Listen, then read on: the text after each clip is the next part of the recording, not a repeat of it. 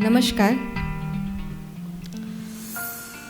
વિકસી રહેલા સુરતની સર્જનાત્મક યાત્રાને વિશિષ્ટ બનાવતી ખૂબસૂરત સુરતની વિચાર વિકાસ યાત્રામાં સામેલ SRK નોલેજ ફાઉન્ડેશન સંચાલિત SRK ઇન્સ્ટિટ્યૂટ ઓફ સ્કિલ્સ દ્વારા આયોજિત અને સેન્ટર ફોર સોશિયલ સ્ટડીઝના સહયોગથી વિઝડમ લેક્ચર સિરીઝમાં આપ સૌનું હાર્દિક સ્વાગત છે.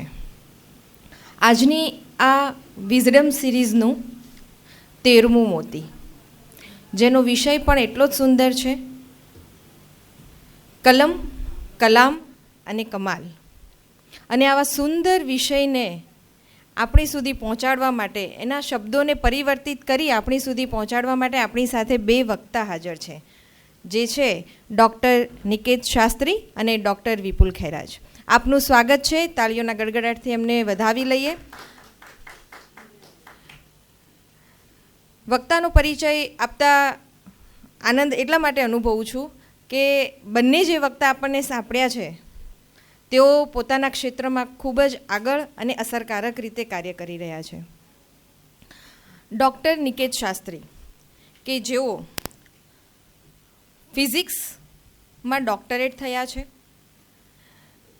અને સાર્વજનિક યુનિવર્સિટીમાં તેઓ આસિસ્ટન્ટ પ્રોફેસર છે અને ફિઝિક્સ વિષયમાં તેઓ ખૂબ ઊંડો રસ ધરાવે છે અને વિદ્યાર્થીઓને અલગ અલગ સ્ટાઇલથી ભણાવવું પણ એમને ગમે છે, એવું એમની પ્રોફાઇલ પરથી મને જાણવા મળ્યું. એવા જ આપણા બીજા વક્તા છે ડૉક્ટર વિપુલ ખૈરાજ, કે જેઓ SVNITમાં અને અપ્લાઇડ ફિઝિક્સમાં તેઓ ડૉક્ટરેટ થયા છે.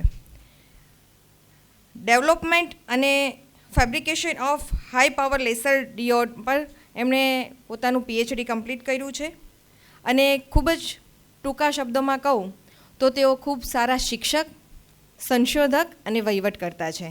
તો સૌ પ્રથમ હું ડૉક્ટર નિકેત શાસ્ત્રીને વિનંતી કરીશ કે તેઓ સ્ટેજ પર આવશે અને આજના આ વિષયને ન્યાય આપશે.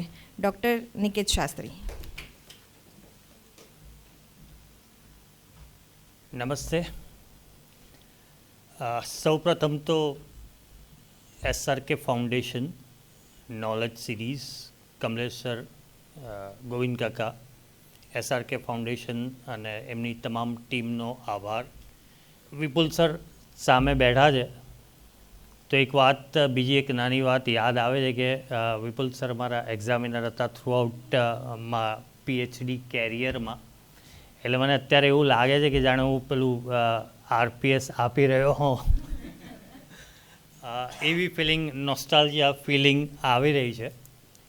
પણ એમની પાસેથી પણ ઘણું બધું જાણવાનું મળ્યું, શીખવાનું મળ્યું. ઇનફેક્ટ કે કોઈ બી પ્રોબ્લેમને એક તો કેવી રીતે જોઈ શકાય અને પ્રોબ્લેમ સોલ્વિંગ કેપેસિટી કેવી રીતે બિલ્ડઅપ કરી શકાય, એ દરેક RPS દરમિયાન જોવા મળ્યું. અને કંઈ નહીં, જે બી કંઈ હોય કે તમે કંઈક બી નાનું મોટું ભૂલ કરી હોય તો કંઈ નહીં, થઈ જશે કરીને એ જે પાવર હતો, એ પાવર ધીરે ધીરે કરીને છેલ્લે નામની આગળ ડૉક્ટરેટ લાગવાનું સૌભાગ્ય એમના થ્રુ મળ્યું છે. So thank you sir. અને મારા વિચારો, આજે સરસ વિષય છે કલમ, કલામ અને એમના કમાલ. તો મારો મોટાભાગનું વક્તવ્ય એમના કલમ વિશે રહેશે, કે એમની બુક અને એમના જીવન પરથી શું શીખી શક્યા. લગભગ એની આસપાસ જ મારા વિચારો રહેશે. કલામ સાહેબ લગભગ 25 બુક લખી છે, 25થી વધારે હોઈ શકે, જેમની ફેમસ બુક્સમાંથી wings of fire, ignited minds, India 2020, vision 2020, beyond અને ઘણી બધી, જેમાંની આ 2-3 બુક જે ખાસી એવી બેસ્ટ સેલર બની છે. પહેલો સવાલ એ જ થાય છે કે અહીંયા બેઠેલામાંથી કેટલી બુક વાંચી છે? પહેલાં તો વિંગ્સ ઓફ ફાયર કેટલાએ વાંચી છે? હાથ ઉપર કરી શકે એટલે મને ખ્યાલ આવે કે મારે એમાં ગપ્પા મારવા છે કે કંઈ બી ચાલશે. જો ના વાંચ્યું હોય તો વાંધો નથી, કંઈ બી બોલીશ તો હા કે હશે જ બુકમાં એવું માની લેશો. વાંચી હશે તો કદાચ થોડું સંભાળવું પડશે, બાકી ચાલશે કરીને. તો સરે તો વાંચી છે, રાઈટ, ફાઇન. તો બુકમાંથી અને એમના જીવનમાંથી કદાચ હું જો શીખ્યો છું કે મને જે શીખવા મળ્યું છે એ આજે હું શેર કરીશ. અને તમે બુકની કદાચ પ્રિફેસ વાંચો તો એઝ સચ ઇટ ઇઝ ઓટોબાયોગ્રાફી, પણ એમના કોઓથર અરુણ તિવારીજીએ જે લખ્યું છે, કારણ કે લગભગ અરુણ તિવારીજી એમની સાથે મોર દેન 1 દાયકાથી કામ કરતા હતા અને એમના વિચારોથી પ્રભાવિત થઈને લગભગ એમણે કીધું કે આ બધા જે તમારા વિચારો જે છે એ કેમ આપણે લોકો સુધી કેમ ના પહોંચાડી શકીએ, યુથ સુધી કેમ ના પહોંચે. અને આ રીતે આ બુકનું લગભગ નિર્માણ થયું એવું કહી શકાય. અને એમણે જે ઓર્ગેનાઇઝ વેમાં આ બુક લખી છે તો તમને એવું થાય જ્યારે તમે વાંચો ત્યારે તમને કદાચ એવું ફીલ થાય કે તમે કલામ સાહેબની લાઈફ એમની બાજુમાં રહીને જીવી રહ્યા છો, કદાચ એવી ફિલિંગ તમને આવી શકે. That was my personal experience કે જ્યારે વાંચીએ ત્યારે લગભગ એવું લાગે કે આપણે એ રામેશ્વરમથી માંડીને ઈસરો સુધી પહોંચ્યા અને ત્યાર પછીની એમની જર્ની, એ બધું લગભગ તમે વાંચો ત્યારે તમારી સામે, તમારી આંખ સામે એ લગભગ રજૂ થતું તમે એક્સપિરિયન્સ કરી શકો. એટલું ઓર્ગેનાઇઝ વેમાં કદાચ આ લખાયું છે. અને એમની આખી પ્રિફેસથી જ આપણને ખબર પડે કે કલામ સાહેબ કેટલા ડાઉન ટુ અર્થ પર્સનાલિટી હતા, જે ઓલરેડી એમના ઇન્ટ્રોડક્શનમાં પણ લખાયું છે. અને પોતે જ બોલે છે કે how I am very ordinary child at the beginning, અને પછી ત્યાર પછી એમની જર્ની કેવી રીતે સ્ટાર્ટ થઈ. અને આ બુક લખાઈ છે ભારતના સામાન્ય નાગરિક કે સામાન્ય લોકો માટે, જેમના માટે કલામ સાહેબને ખૂબ જ અફેક્શન હતું. અને એમનું એક એવું વિઝન હતું કે આ બુક દરેક સામાન્ય માણસ સુધી પહોંચે અને એમનામાં સાયન્સ અને ટેકનોલોજી વિશેનું જ્ઞાન અંદર સુધી જાય, એવી એમની એક બિલોંગિનેસ અથવા તો વિશ કહી શકાય. સૌથી પહેલું લર્નિંગ મારા માટે એમની બુકમાંથી હતું કે every child is born with some inherited characteristic, કે જે સંસ્કાર કહીએ ને તે દરેક બાળકને પોતાના માતા પિતાના ડીએનએમાંથી મળતું જ હોય છે. અને બીજા અમુક કેરેક્ટરિસ્ટિક એવા હોય છે કે જે પેરેન્ટ્સના ઉછેર પર ડિપેન્ડ કરતા હોય છે. એ લગભગ બધાએ જ કદાચ અનુભવ્યું હશે કે કોઈ બી છોકરું આપણે જોઈએ તો એવું લાગે કે હા આના થોડા ફીચર્સ પપ્પા જેવા છે, આના થોડા ફીચર્સ મમ્મી જેવા છે. તો એ અને કદાચ હેબિટ પણ એવી હોય કે આ હેબિટ એના પેરેન્ટ્સમાંથી કોના જેવી છે આપણે કમ્પેર કરતા જ હોઈએ છીએ. So that is the first case કે કલામ સાહેબે એ કીધું કે દરેક કિડમાં ઇનહેરન્ટ કેરેક્ટરિસ્ટિક હોય છે અને બાકીના જે ચારિત્ર છે યા તો સંસ્કાર છે એ એમના ઉછેર પર ડિપેન્ડ કરતા હોય છે. બાળકો એ નથી શીખતા જે તમે એને કહો, બાળકો એ શીખે છે જે જીવે છે. એટલે આપણે બી અનુભવ્યું છે કે મંકી સી મંકી ડુ, છોકરાઓ જે જોઈ તે શીખે. એટલે સો ભાવાર્થ એ છે કે આપણે બુકનો ભાવાર્થ કહું કે આ લર્નિંગનો ભાવાર્થ કહું કે આપણે પેરેન્ટિંગનો એક લેસન તમને આ બુકમાંથી જાણવા મળશે કે હાઉ કલામ સાહેબના પેરેન્ટ્સે એમને કઈ રીતના સંસ્કાર આપેલા જેથી કરીને આજે આપણને આ ગ્રેટ પર્સનાલિટી જોવા મળી છે. અને સમહાવ વચ્ચે એક વાત ઇન્સિડન્ટ એ પણ કહે છે કે એમના ફાધરે એમને સિમ્પલ એક લેસન આપ્યું હતું કે વેનએવર you face a problem, right, or adversity in your life, it will give you the opportunity to introspect yourself, કે તમને તમારી જાતને ઓળખવા માટેની આ ચાન્સ છે. એ કદાચ દરેક ચેલેન્જીસ તમને આપતી હોય છે, એ કરવું જોઈએ અને કરવાથી તમને કદાચ નવો રસ્તો મળે. That was the message Kalam સાહેબે એમના પેરેન્ટ્સ તરફથી મળ્યો હતો એમને. સેકન્ડ જે લર્નિંગ છે દેટ ઇઝ અ સક્સેસ મંત્ર, કે હાઉ ટુ બી સક્સેસફુલ, જે લગભગ એમને એમના સ્કૂલ ટાઈમના ટીચર યાદુરાઈ સોલોમન પાસેથી મળ્યું હતું. એમણે એમને એક જ કીધું હતું કે if you want to achieve something, તમારે 3 બાબત સમજવી પડશે અને એમાં માસ્ટર થવું પડશે. One is desire, second is belief, અને થર્ડ એક્સપેક્ટેશન. કે તમે જે વસ્તુ ઈચ્છો છો, કે જે બનવા માંગો છો, એ ડિઝાયર હોવી જોઈએ પહેલાં તો. એ ડિઝાયર પર તમારું બિલીફ હોવું જોઈએ, અને કેટલું એ બિલીફ કે એ થશે એ એક્સપેક્ટેશન પણ તમારામાં હોવું જોઈએ. That was the message which Kalam સાહેબે લીધો એમના સ્કૂલ ટીચર પાસેથી. અને એ કહે પણ છે કે આ મેસેજ મેં જીવ્યો પણ છે, કે ફ્રોમ સિન્સ ચાઇલ્ડહુડ એમને એક એવી ઈચ્છા હતી, તીવ્ર ઈચ્છા, કે આઈ વિલ ફ્લાય, અને વિમાનમાં કે પ્લેનમાં બેસીસ, ઉડીશ, અને આઈ વિલ સોર ઇન ધ સ્કાય. રામેશ્વરમમાં હતા ત્યારે he was a ordinary child. ત્યારે તો એવું કંઈક એમના ડેસ્ટિનીમાં હશે કે કેમ એમને પણ ના ખબર હતી.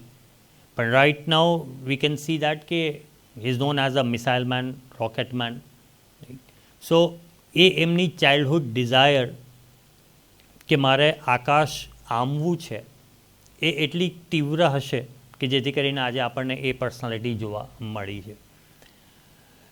નોર્મલી આપણે પણ આવું કરતા આવ્યા હોય છે કે આપણે સિમ્પલ એક એક્ઝામ્પલ છે બીજો, કે આપણે દરરોજ કોઈને કોઈ ઈચ્છા ભગવાનની સામે બી કરતા હોય છે કે ભગવાન અમને આ આપી દેજો, આ આપી દેજો, એન્ડ સો ઓન. તો ઉપર જઈને જ્યારે આપણે જોઈએ, રાઈટ, એ લોકોના ભગવાનના ડિસ્પેચ સેન્ટરમાં, તો there are an number of packets are there. પણ એ છે ને એક અનડિલિવર્ડ કાઉન્ટરમાં મૂક્યા હોય છે. કારણ કે આપણે કદાચ એવું કરીએ કે આજે હું માંગી લઉં છું કે મને આ જોઈએ છે, એ માંગ્યા પછી આપણે એને ભૂલી જઈએ છીએ. વી ડોન્ટ બિલીવ ઓન અવર વિશેસ. એટલે તમારું જ્યારે તમે માંગો છો ને ત્યારે ભગવાન તમારા નામનું પેકેટ બનાવીને મૂકી દે છે. પણ એ ડિલિવર ક્યારે થાય કે જ્યારે યુ બિલીવ ઓન દેટ, તમારી જે ડિઝાયર છે એની પર 100%થી વધારે બિલીફ કરશો તો પછી આગળ તમે પેમેન્ટ કરશો તો ડિલિવરી આવશે, નહીં તો નહીં આવે.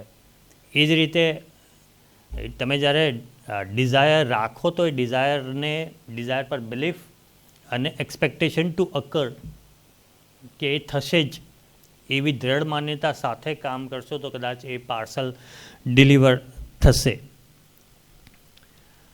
અને આ લર્નિંગ એમની બુકમાં પણ, જેવી રીતે મેં કીધું કે સિન્સ ચાઇલ્ડહુડ એમને હતું કે ભાઈ એ આકાશ આંબે, અને હી use to see the singles, અને ઉડતા પક્ષીઓ કિનારે બેસીને કલાકો સુધી એ જોતા અને બિલીવ કે હું પણ આવી રીતે એક દિવસ આઈ વિલ ફ્લાય. અને આજે વી નો દેટ કે is the only person from the Rameshwaram કે flew in the sky. So second learning which I learned from the book. Third is, જે અત્યારે યુથમાં ચેલેન્જિંગ છે કેરિયર, કે કયું લાઈન, કઈ ડિસિપ્લિન લેવી. So એમના માટે be very unique lines are said in that book. એમણે એમના પ્રોફેસર સ્પોન્ડર એવું કીધું હતું કે તમે જ્યારે તમારી ડિસિપ્લિન સિલેક્ટ કરો, right, he was BSc physics, પણ BSc ફિઝિક્સ પછી he could not manage કે he could not satisfy with the BSc, અને જે એમના ડ્રીમ હતા એ કદાચ BSc ફિઝિક્સથી પૂરા ના થાય. તો that's why he decided to go further studies, and further studies ma he entered in Madras Institute of Technology, MIT, and selected aeronautical engineering. And a selection ma he doesn't have any confusion. So a confusion કેમ ના હોય એની એ વાત પણ આ બુકમાં છે કે તમે જ્યારે તમારું કેરિયર સિલેક્ટ કરો ત્યારે એ જે સિલેક્શન છે દેટ શુડ બી વેરી તમારા ઇનર ફિલિંગ્સને સેટિસ્ફાઈ કરતું હોય એવી લાઈન પસંદ કરવી, નહીં કે આજુબાજુના લોકોને જોઈને. અને Professor Sponder used to observe that in India, the trouble is not lack of educational opportunities or industrial infrastructure. The trouble was in that failure to discriminate between discipline and rationalize that choices. મારે કઈ line select કરવી છે અથવા તો આ 4 ડિસિપ્લિનમાંથી કયું મારા માટે શ્રેષ્ઠ છે એ આઈડેન્ટિફાઈ કરી શકતા નથી. That is a poor situation in India according to the professor સ્પોન્ડર.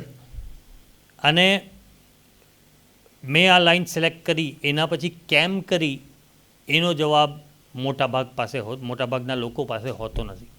કે આઈ સિલેક્ટેડ ફિઝિક્સ તો કેમ ખબર નહીં, બધા કરતા હતા એટલે કર્યું કરીને. જેવી હાલત અત્યારે લગભગ કમ્પ્યુટર અને IT ફિલ્ડમાં છે કે કમ્પ્યુટર IT કેમ લેવું છે, છોકરાઓને પૂછો, બસ લેવું છે. બાજુવાળો કરે છે કે બાજુવાળો કેનેડા જાય છે તો મારે જવું છે કરી. સો this is the very striking message કે જે આજના યુથને કદાચ ટચ કરી શકે. તો આ જો બુક એ વાંચે તો હી ઓર શી વિલ અન્ડરસ્ટેન્ડ કે while choosing the career જે તમને ગમે યા તો જે તમને સેટિસ્ફાઈ કરે એ કેરિયર સિલેક્ટ કરવું, નોટ કે ફ્લોમાં વહી જવું કરીને. Then the fourth point I want to discuss is કે જે મને શીખવા મળ્યું કે how to handle failure. MITમાંથી ગ્રેજ્યુએટ થયા પછી HALમાં he done ઇન્ટર્નશિપ, અને એના પછી એમની પાસે 2 ઓપોર્ચ્યુનિટી હતી, એક ડિફેન્સ મિનિસ્ટ્રીની અને બીજી એરફોર્સ. દિલ્હીમાં ડિફેન્સ મિનિસ્ટરમાં ઇન્ટરવ્યૂ આપ્યું, then he went to Dehradun for selection of air force, જેમાં અનફોર્ચ્યુનેટલી હી વોઝ 9th અને 25માંથી 8ને સિલેક્ટ કરવાના હતા અને અનફોર્ચ્યુનેટલી એમનો નંબર 9th હતો. અને at that time he fell also, જે નોર્મલ આપણે લોકો બી ફીલ કરતા હોઈએ છીએ, નિરાશા એન્ડ હાર્ટબ્રેક, એ એમના જીવનમાં પણ થયું છે. બાય 1 નંબર જે એમનું પાયલટ યા તો એરફોર્સ પાયલટ બનવાનું સપનું હતું એ ત્યાંનું ત્યાં ફિનિશ. અને કદાચ આજનો યુથ જો ત્યાં હોય ને તો એક ઓર ન્યૂઝપેપરમાં બીજા દિવસે આર્ટિકલ આવી શકે કે સો and so did suicide kind of. He went Rishikesh, અને ત્યાંના સ્વામી શિવાનંદાએ very beautiful message how to come out of your failure. કે જ્યારે તમે whatever you desire, right, and when you slip, તો એ જે તમારી ડિઝાયર છે that will when your mind is in the sleep mode, તો એ તમારી desire is converted or it is radiated via electromagnetic radiation, અને સવારે ફરીથી એ તમારી પાસે તમારા કોન્શિયસ માઇન્ડમાં આવે છે with some added with some cosmic energy, અને that ultimately will give rise to the image that you have imagined કે મારે આ બનવું છે કે મારે આ જોઈએ છે, એ અલ્ટિમેટલી થશે જ થશે. અને it is a unbroken promise like the sun that rises every day and the spring that comes after winter. So આ ગુરુ મંત્ર એમને ઋષિકેશમાંથી મળ્યો, અને then he went to Delhi and he joined the defense ministry as a senior rocket engineer, kind of, exactly યાદ નથી પણ, અને ત્યાંથી એમની જર્ની સ્ટાર્ટ થઈ. અને એટ દેટ પોઈન્ટ સાથે સાથે એ પણ હતું કે જ્યારે તમને નિરાશા યા તો સેટબેક મળે છે, અહીંયા આપણે હોઈએ અને કદાચ એવું થાય કે હું આંખે પટ્ટી બાંધું અને આંખે પટ્ટી બાંધીને અહીંયાથી બહાર જવાની વાત કરું, તો કદાચ એવું થાય કે પહેલાં જ સ્ટેપમાં હું ખુરશી સાથે અથડાઈ જાઉં, તો ત્યાં હું છોડી નથી દેતો. I will change my direction and then પછી આગળ વધીશ કરીને. સો ઘણીવાર એવું થતું હોય છે કે આપણને આપણા કેપેબિલિટીઝ પર થી આપણા માટે કંઈક વિધાતાએ લખ્યું છે જે કદાચ આજે આપણા માટે અનસીન છે, આપણને ખબર નથી. તો આવા જે સેટબેક યા તો ફેલિયર આવે છે, દેટ ઇઝ જસ્ટ બિકોઝ કે એ તમને ત્યાંથી તમારા જે ડેસ્ટિન પોઝિશન છે ત્યાં લઈ જવા માટે, તમારા ડાયરેક્શન ચેન્જ કરવા માટે આ વચ્ચે સેટબેક છે. જો કદાચ રસ્તો અહીંયા ખુલ્લો હતો તો હું સીધો પહોંચી જાઉં, પણ વચ્ચે આવા નાના નાના સેટબેક આવશે તો મારે જ્યાં જવાનું છે ત્યાં કદાચ હું પહોંચી શકીશ. સો જે તમારા માટે નિર્ધારિત થયું છે એ તમારું એક્ઝિસ્ટન્સનું પર્પઝ શોધો એક તો, કે why you are on this earth, અને એ પર્પઝને પામવા માટેના પ્રયત્નો કરો. That is the moral of the message જે ડૉક્ટર કલામે લખ્યો છે when he was in that ashram in the Rishikesh. Then there is one more learning about leadership and a self-freedom or the personal freedom we can say. એમણે leadership develop કરવા માટે યા તો personal freedom develop કરવા માટે બે વસ્તુ પર ભાર આપવાનું કીધું. એક એક્વાયર નોલેજ અને skill building. You will be constantly તમારે તમારા નોલેજને અપગ્રેડ કરતા, પહેલાં તો નોલેજ લેવું પડશે અને નોલેજને અપગ્રેડ કરતા રહેવું પડશે, કારણ કે નોલેજ જ એક એવી વસ્તુ છે જે તમારાથી કોઈ પણ લઈ નહીં જઈ શકે. સો સ્કિલ અને નોલેજ, અને leader should be like updated every now and then. અગર મારે ટીમને લીડ કરવી છે તો I should be updated round the clock. મને ખબર હોવી જોઈએ કે મારી આજુબાજુ શું થઈ રહ્યું છે, શું અપડેટ છે. એ તમે જો પોતાની જાતને અપડેટ ના કરશો તો યુ વિલ બી ઓબ્સોલેટ, તો તમે તમારી ટીમને લીડ ના કરી શકો.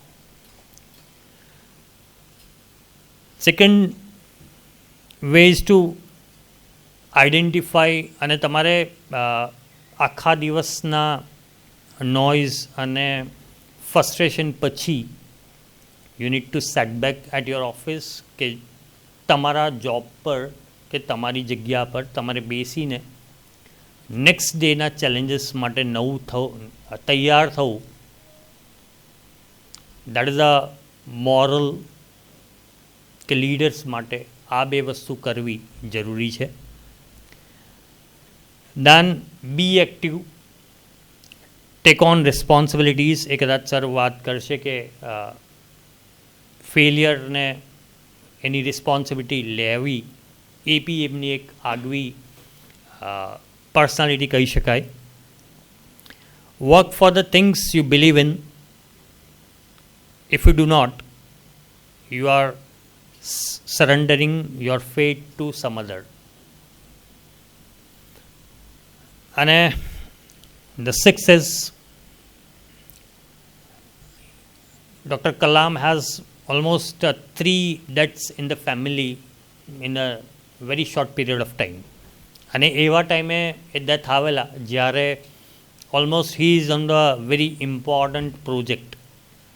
દેન also he is able to manage the emotions and the focus towards the project કે જે એમણે સમયસર પૂરું કર્યું with a successful. at that time કેવી રીતે એ ઇમોશનલ ફેલિયર્સને એમણે ઓવરકમ કર્યું એના માટે એમણે લગભગ 3 થી 5 એક્ઝામ્પલ આપ્યા છે. He said that the hunt of science is a combination of great joy and great despair. તમે કંઈક સાયન્સમાં રિસર્ચ કરવા માંગતા હો યા તો કંઈક નવું કરવા માંગતા હોય તો ઇટ ઇઝ નોટ ઇઝી. દરેક વખતે તમને સારું જ મળે એવું લખાયું નથી. You will have a equal balance of failures as well as a success. So it is a mixture of both, combination of failures and success. Very famous scientist Kepler, whose 3 orbital laws from the basis of space research took nearly 17 years. 17 વર્ષ થયા. After formulating the 2 laws about the planetary motion. So એ 17 વર્ષમાં તમે વિચારી શકો કે કેટલું how many failures and how many frustration એમને ભોગવ્યો છે. Second is the idea that man could land on the moon developed by the Russian mathematician અને એનો ઉપયોગ 40 વર્ષ પછી યુનાઇટેડ સ્ટેટ્સે કર્યો. So then Professor Chandrasekhar has to wait for nearly 50 years to receive Nobel Prize. એમની Discovery એમણે લગભગ when he was done his graduation ત્યારે જે લખેલું એમના પર એમને લગભગ 50 વર્ષ પછી નોબેલ પ્રાઇઝ મળ્યું. Then how many failures must von Braun have gone through before his Saturn launch vehicle put the man on the moon? So કહેવાનો તાત્પર્ય એ છે કે don't quit and have faith on whatever you have done. તમે જે કરો છો એમના પર સંપૂર્ણ વિશ્વાસ રાખવો અને કીપ ડુઈંગ ઇટ. આજે નહીં, કાલે નહીં, 17 વર્ષે, 50 વર્ષે, એનાથી કદાચ આપણને તો આપણું અચીવમેન્ટ કદાચ આનાથી ઓછું જ મળ્યું હશે. મારો પર્સનલ એક્સપિરિયન્સ કહી દઉં. સર ઇઝ ઓલ્સો વિટનેસ કે આજે ડૉક્ટરેટની ડિગ્રી લાગીને એની પાછળ I have 4 different universities I have changed, almost 5 guides I have changed, and then ultimately આ પણ કદાચ ચેન્જ થતું થતું બચી ગયું. રાઈટ, બટ એક પેલું હતું આની અહીંયા જે કહે છે ને એ દેટ આઈ લીવડ કે આઈ ડિઝાયર ટુ બી કે આ મારી સાથે મારી આગળ આ લાગવું જોઈએ. ઇટ ગ્રેજ્યુએટેડ ઇન ઓલમોસ્ટ 98 અને done this almost after 20 years. But એક હતું કે કરવું છે તો કર્યું અને છેલ્લે થઈ ગયું. તો આમાં જે લખ્યું છે એ થાય છે. ઇફ યુ એપ્લાય તો એ ફિલોસોફી નથી રહેતી, it becomes reality. And there are few more incidents કે જે આ બુકમાં નથી, I have read somewhere, કે જે portray કરે છે કે how thoughtful the Kalam sir was. One is during the Germany या ફ્રાન્સની વિઝિટ વખતે, I think launch વખતે somewhere, he made the, એમને તો VIP ટ્રીટમેન્ટ મળે, that is sure, પણ એમના પછી એમના સ્ટાફ માટે પણ એક એટલું વિચારે, that is also કે એમના ગયા પછી ત્યાંના પેરિસના એરપોર્ટ સ્ટાફને એમને કીધેલું કે there is a crew, એ અમારા લગભગ અમારી પછી લગભગ 2-4 કલાક પછી આવશે, and they become surprised to get VIP treatment. ખબર પડી તો કે ભાઈ કલામ સાહેબ કહીને ગયેલા કે મારો સ્ટાફ આવે છે તો એમને બી VIP ટ્રીટમેન્ટ મળે કરીને.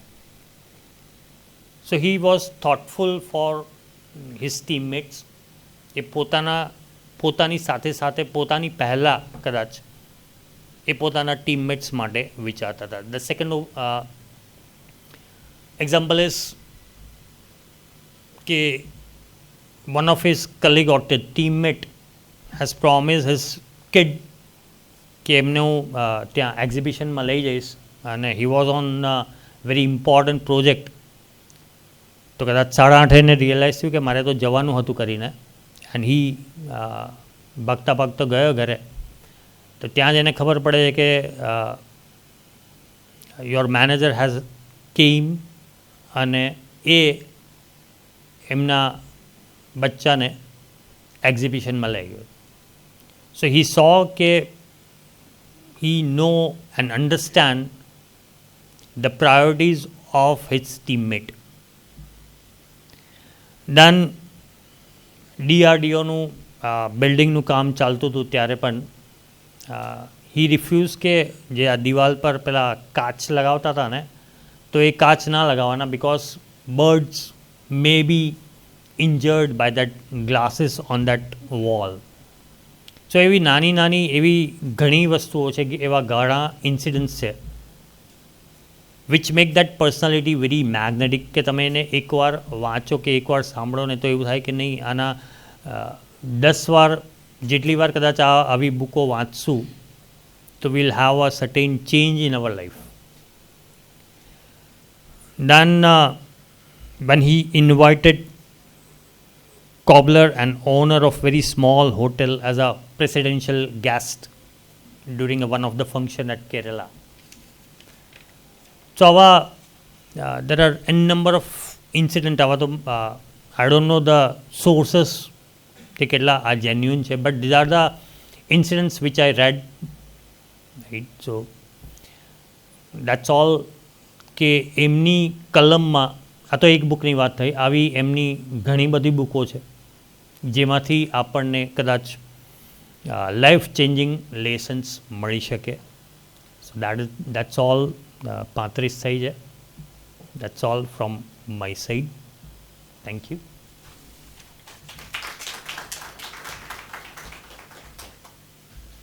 Good evening. સૌથી પહેલાં તો જેવી રીતે નિકેતભાઈએ કીધું, મને પણ જાણીને ખૂબ ખુશી થઈ કે આવી રીતે એક જાહેર મંચ ઉપર કે જ્યાં કોઈ એક સ્પેસિફિક બ્રાન્ચ કે એક સ્પેસિફિક વિષયના લોકો આવીને વાત કરે એવું નહીં, પણ જેને પણ રસ હોય તે લોકો આવીને સાંભળી શકે એવા ફંક્શનમાં અથવા એવી જગ્યા પર, એવા સ્ટેજ પર વિજ્ઞાનની અને એમાં પણ કલામ સાહેબ જેવા વ્યક્તિત્વ વિશે વાતો કરવા માટે મને કહેવામાં આવ્યું, અને એ માટે ખૂબ ખૂબ આભાર આખી ટીમનો, SRK નોલેજ ફાઉન્ડેશન અને સિરીઝનો, અને નિકેતભાઈ તમે કોન્ટેક્ટ કર્યો માટે તમારો પણ આભાર. ખૂબ ખુશી થઈ અહીંયા આવવા માટે, અને આઈ હોપ કે હું કંઈક કન્ટ્રીબ્યુટ કરીને કંઈક ફ્રૂટફુલ તમને લોકોને કહીને જઈશ અને આપણે લોકો કંઈક ડિસ્કસ કરી શકીશું. કારણ કે મારું જે ફિલ્ડ છે, મારું જે રિસર્ચ એરિયા છે તે આ છે સોલાર સેલ. હું તો સોલાર સેલ માટે અલગ અલગ મટિરિયલ્સ ડેવલપ કરું છું, અને એ સિવાય મારો જે ઇન્ટરેસ્ટ છે તે આ છે. હું સોલાર સેલ્સ અને એવા કંઈક અલગ નવા વિષયો જે વિજ્ઞાનના હોય એના વિશે સ્કૂલના વિદ્યાર્થીઓને, અમારા વિદ્યાર્થીઓને વાતો કરતો હોઉં છું, લેક્ચર્સ આપતો હોઉં છું, ટોક્સ આપતો હોઉં છું. So science popularization and solar cell material, આ મારા ફોર્ટે અથવા મારી જે ઇન્ટરેસ્ટની પ્રવૃત્તિઓ છે એમાં છે. પણ આજે એક એકદમ નવા વિષય પર બોલવા માટે જ્યારે મને આમંત્રણ મળ્યું તો પહેલાં તો I was like almost confirm કે હું ના કહી દઉં કે આ વિષય પર હું શું બોલીશ એમ. આઈ મીન હું કંઈ જેવી રીતે નિકેત સરે કીધું એવી જ રીતે કે ભાઈ મને કોઈ કલામ સરનો ડાયરેક્ટ એક્સપિરિયન્સ તો છે નહીં, હું ક્યારેય મળ્યો નથી એમને. જે કંઈ સમજ્યો છું કલામ સાહેબને એ વિશે થોડી ઘણી વાતો કરી છે.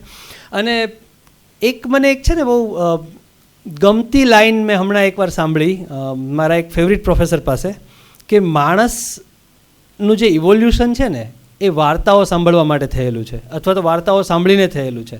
સો આપણે જે કંઈ વાત કરશું ને, ભલે એમાં થોડી ટેકનિકલ વાતો આવશે, થોડી એમના પ્રોજેક્ટ વિશે વાતો આવશે, પણ એ બધી વાર્તાની જેમ કરીશું. આપણે એની હિસ્ટ્રી જોઈએ છીએ એટલે ધીરે ધીરે કેવી રીતે આગળ વધ્યા કલામ સાહેબ. એમની સ્કૂલની વાત તો સરે કરી દીધી એટલે આપણે રિપીટ નહીં કરીએ, ફટાફટ જોઈ લઈશું.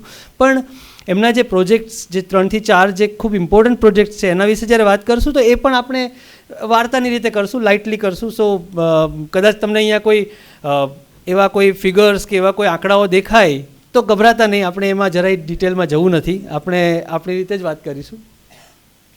ઓકે, સો મેં તમને કહ્યું તેમ કલામની કલમ વિશે સરે ખૂબ સરસ રીતે સમજાવ્યું, પણ કલામ એઝ અ સાયન્ટિસ્ટ શું હતા, કલામ કયા પ્રોજેક્ટ પર કે કયા સ્પેસિફિક ઓબ્જેક્ટિવ્સ પર કામ કરતા હતા એના વિશે આપણે વાત કરીશું.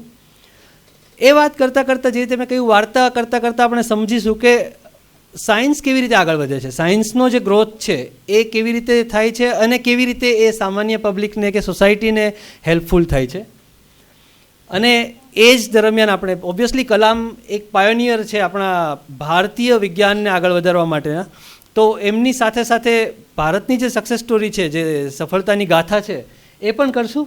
અને આ બધું શા માટે? કારણ કે આપણે ઇન્સ્પાયર થઈએ. જરૂરી નથી કે આપણે વૈજ્ઞાનિક હોવા જોઈએ, અને એ વિશે હું વાત કરીશ કે જરૂરી નથી કે આપણે વૈજ્ઞાનિક હોવા જોઈએ, કે આપણે વિજ્ઞાનમાં કામ કરતા હોવા જોઈએ, કે સાયન્ટિસ્ટ હોવા જોઈએ. એક સામાન્ય વ્યક્તિ તરીકે પણ આપણી કેટલીક ફરજો છે કે જેથી આપણે સાયન્સને સમજવું જોઈએ અને સાયન્ટિફિક એપ્રોચ અથવા તો સાયન્ટિફિક ટેમ્પર જેને કહેવાય છે તે ડેવલપ કરવું જોઈએ. ઇનફેક્ટ જે રીતે સરે કીધું ને, હું પણ શિક્ષક છું, એક પ્રોફેસર છું, રાઈટ. ક્લાસરૂમમાં વિદ્યાર્થીઓને ભણાવવા ટેવાયેલો છું, પબ્લિક લેક્ચર બહુ ઓછા આપીએ પણ બહુ ઓછા, એટલે હું પણ અહીંયા ક્લાસરૂમ સમજીને જ ચાલુ કરું ને આપણે પઝલથી સ્ટાર્ટ કરીએ. તો આ ફોટોગ્રાફમાં કોણ છે, ઓળખો છો કોઈ? આ વ્યક્તિ કોણ છે? અઘરું છે, આઈ મીન બહુ કંઈ એટલો બધો પોપ્યુલર પણ નથી કે તમે લોકો ઓળખતા હોય. આ કાર્લ સેગન છે, નામ સાંભળ્યું છે કાર્લ સેગનનું? કાર્લ સેગન શું છે એ હું તમને બહુ ઝડપથી કહીશ હમણાં. એવી જ રીતે આ પણ વ્યક્તિ છે જેને સામાન્ય રીતે આપણે ત્યાં ઇન્ડિયામાં બધા નથી ઓળખતા હોતા પણ બહુ ફેમસ છે. એનું નામ છે બિલ નાઈ, NYE, બિલ નાઈ એનું આખું નામ છે. એટલે આખું નામ નહીં પણ એનું પોપ્યુલર નામ છે બિલ નાઈ ધ સાયન્સ ગાય. અને અમેરિકામાં ટીવી ઉપર, નોર્મલ ટીવી, નેશનલ ટેલિવિઝન ઉપર સાયન્સનો ટોક શો કરે છે. એટલે સાયન્સ વિશેનો ટોક શો, સાયન્ટિસ્ટને બોલાવીને એની સાથે ચર્ચા કરે નેશનલ ટીવી પર. હા, સાયન્ટિફિક શોમાં નહીં, લાઈક કોઈ સાયન્ટિફિક ચેનલમાં નહીં. આ બ્રાયન કોક્સ છે, બ્રિટિશ પ્રોફેસર છે, અને એ પણ ખૂબ પોપ્યુલર સ્પીકર છે. એના યુટ્યુબ વિડીયોઝની મિલિયન્સમાં વ્યૂઝ હોય છે. કદાચ એ સેલેરી કરતાં 10 ગણી વધારે ઇન્કમ પોતાના યુટ્યુબ વિડીયોઝમાંથી કરે છે અને ખૂબ પોપ્યુલર પ્રોફેસર છે. અને આ માણસ, આને તો કદાચ ઓળખતા હશો, is very popular in India also. આમનું નામ છે નીલ ડિગ્રાસ ટાયસન. નીલ ડિગ્રાસ ટાયસન પણ અમેરિકન, બેઝિકલી એ જે નેચરલ હિસ્ટ્રી મ્યુઝિયમ છે એનો ડાયરેક્ટર છે અને ખૂબ પોપ્યુલર સાયન્ટિસ્ટ છે. સાયન્ટિસ્ટ કરતાં પણ, એટલે એ એઝ અ વૈજ્ઞાનિક બહુ પોપ્યુલર નથી પણ as a science communicator, as a science speaker ખૂબ પોપ્યુલર છે. એમના પણ શો બહુ પોપ્યુલર થાય છે અને ખાસી TRP હોય છે એમની. તો આ લોકો જે છે ને, એમના ફોટો મેં કલામની ટોક શોમાં શા માટે મૂક્યા, એની પાછળ એક સ્ટોરી છે. મેં કીધું એમ વાર્તા છે, વાર્તા આપણને સાંભળવી ગમે. હું 1 વર્ષ અમેરિકા રહેતો હતો, પોસ્ટ ડોક્ટરલ સ્ટડીઝ માટે, રિસર્ચ માટે ગયેલો ત્યાં. અને સોલ્ટલેક સિટી, આ ફોટોગ્રાફ સોલ્ટલેક સિટીના છે. સોલ્ટલેક સિટી એક ખૂબ સુંદર શહેર છે મિડ વેસ્ટ અમેરિકામાં. કાશ્મીર જેવી એની જિયોગ્રાફી છે. લાઈક ઇટ ઇઝ એ રોકી માઉન્ટેન્સના ઢળાવ પર, એટલે ઢાળ ઉપર સેટ થયેલું સિટી છે. અને બીજી બાજુ ધ ગ્રેટ સોલ્ટ લેક, ખૂબ મોટું ખારા પાણીનું સરોવર છે, એની વચ્ચે આ શહેર છે. અને ટિપિકલ અમેરિકન મિડવેસ્ટ શહેર છે, ત્યાં હું 1 વર્ષ રહ્યો. અને ત્યાંની જે કેટલીક ખાસિયતો છે એમાંની એક છે ત્યાંની યુનિવર્સિટી ઓફ યુટા. છેક 200 વર્ષ પહેલાં એસ્ટાબ્લિશ થયેલી યુનિવર્સિટી છે અને આવી રીતે પહાડો પર જ છે. આ યુ એનો ફેમસ છે, જે ઇવન એરપોર્ટ લાઈક ફ્લાઇટમાંથી પણ દેખાય. અને આ મારી લેબોરેટરી હતી. અહીંયા હું આ જે બિલ્ડિંગ છે તેમાં મારી લેબ હતી, ત્યાં હું કામ કરતો હતો 1 વર્ષ. અને આ મારી લેબની અંદર એટલે મેં જે કંઈ સેટઅપ ત્યાં કરેલું એ સેટઅપને મેં એવું કીધેલું કે ધીસ ઇઝ ઇન્ડિયા, લાઈક આ ઇન્ડિયા છે અને અહીંયા મારો ફ્લેગ રહેશે, રાઈટ. અમેરિકન એ રીતે થોડા ખુલ્લા માઇન્ડના ખરા કે એ લોકો બહુ માઇન્ડ નહીં કરે. એમની લેબમાં અમેરિકાની લેબમાં એક એરિયામાં મેં ભારતનો ઝંડો લગાવેલો અને કીધેલું કે આ ભારત છે. અને અમે લોકોએ જે મારી પહેલાં પણ એક ભારતીય વિદ્યાર્થી હતો આશીષ ભાટિયા, અમે બંને થઈને એક સેટઅપ ડેવલપ કરેલું, એનું નામ રાખેલું સરસ્વતી. તો એનું નામ સરસ્વતી ઓફિશિયલ હતું, ફોર્મલ. અમેરિકન લેબોરેટરીમાં જે પણ બિલ બનતા એના નામે અમે એના મેન્ટેનન્સના કોઈ બિલ બનાવીએ તો એના નામમાં ઉપર ટાઇટલમાં મેન્ટેનન્સ ફોર સરસ્વતી અથવા તો details about Saraswati, data obtain from Saraswati. એટલે એ રીતે અમે એક આખું ઇન્ડિયન લેબોરેટરી ત્યાં એસ્ટાબ્લિશ કરેલી. આ ત્યાંની લાઇબ્રેરી છે, જનરલ લાઇબ્રેરી. જે રીતે આપણી નર્મદ લાઇબ્રેરી છે એવી રીતે સોલ્ટલેક સેન્ટ્રલ લાઇબ્રેરી છે. એક વખત અમે લોકો યુનિવર્સિટીમાં અમારું ગ્રુપ સાથે વાતો કરતા હતા ત્યારે આ નીલ ડિગ્રાસ ટાયસનની ટોક હતી અને એ લાઇબ્રેરીમાં હતી. મતલબ ત્યાંની સોલ્ટલેક મ્યુનિસિપલ કોર્પોરેશન, મ્યુનિસિપલ કાઉન્સિલે આયોજિત કરેલી ટોક હતી અને એની ટિકિટ હતી $15. એટલે લાઈક $15 ટિકિટ આપીને તમારે એક સાયન્ટિસ્ટને સાંભળવા જવાનું. એટલે અમે લોકો ડિસ્કસ કરતા હતા, ટિકિટ પણ નહોતી મળતી એની. છેલ્લે કંઈક સમહાવ યુનિવર્સિટીમાંથી, ઇન્ટરનેશનલ સેન્ટરમાંથી મને થોડી મળી ગઈ 3 ટિકિટ. એટલે અમારા ગ્રુપના 3 લોકોને મેં સેટલ કર્યા.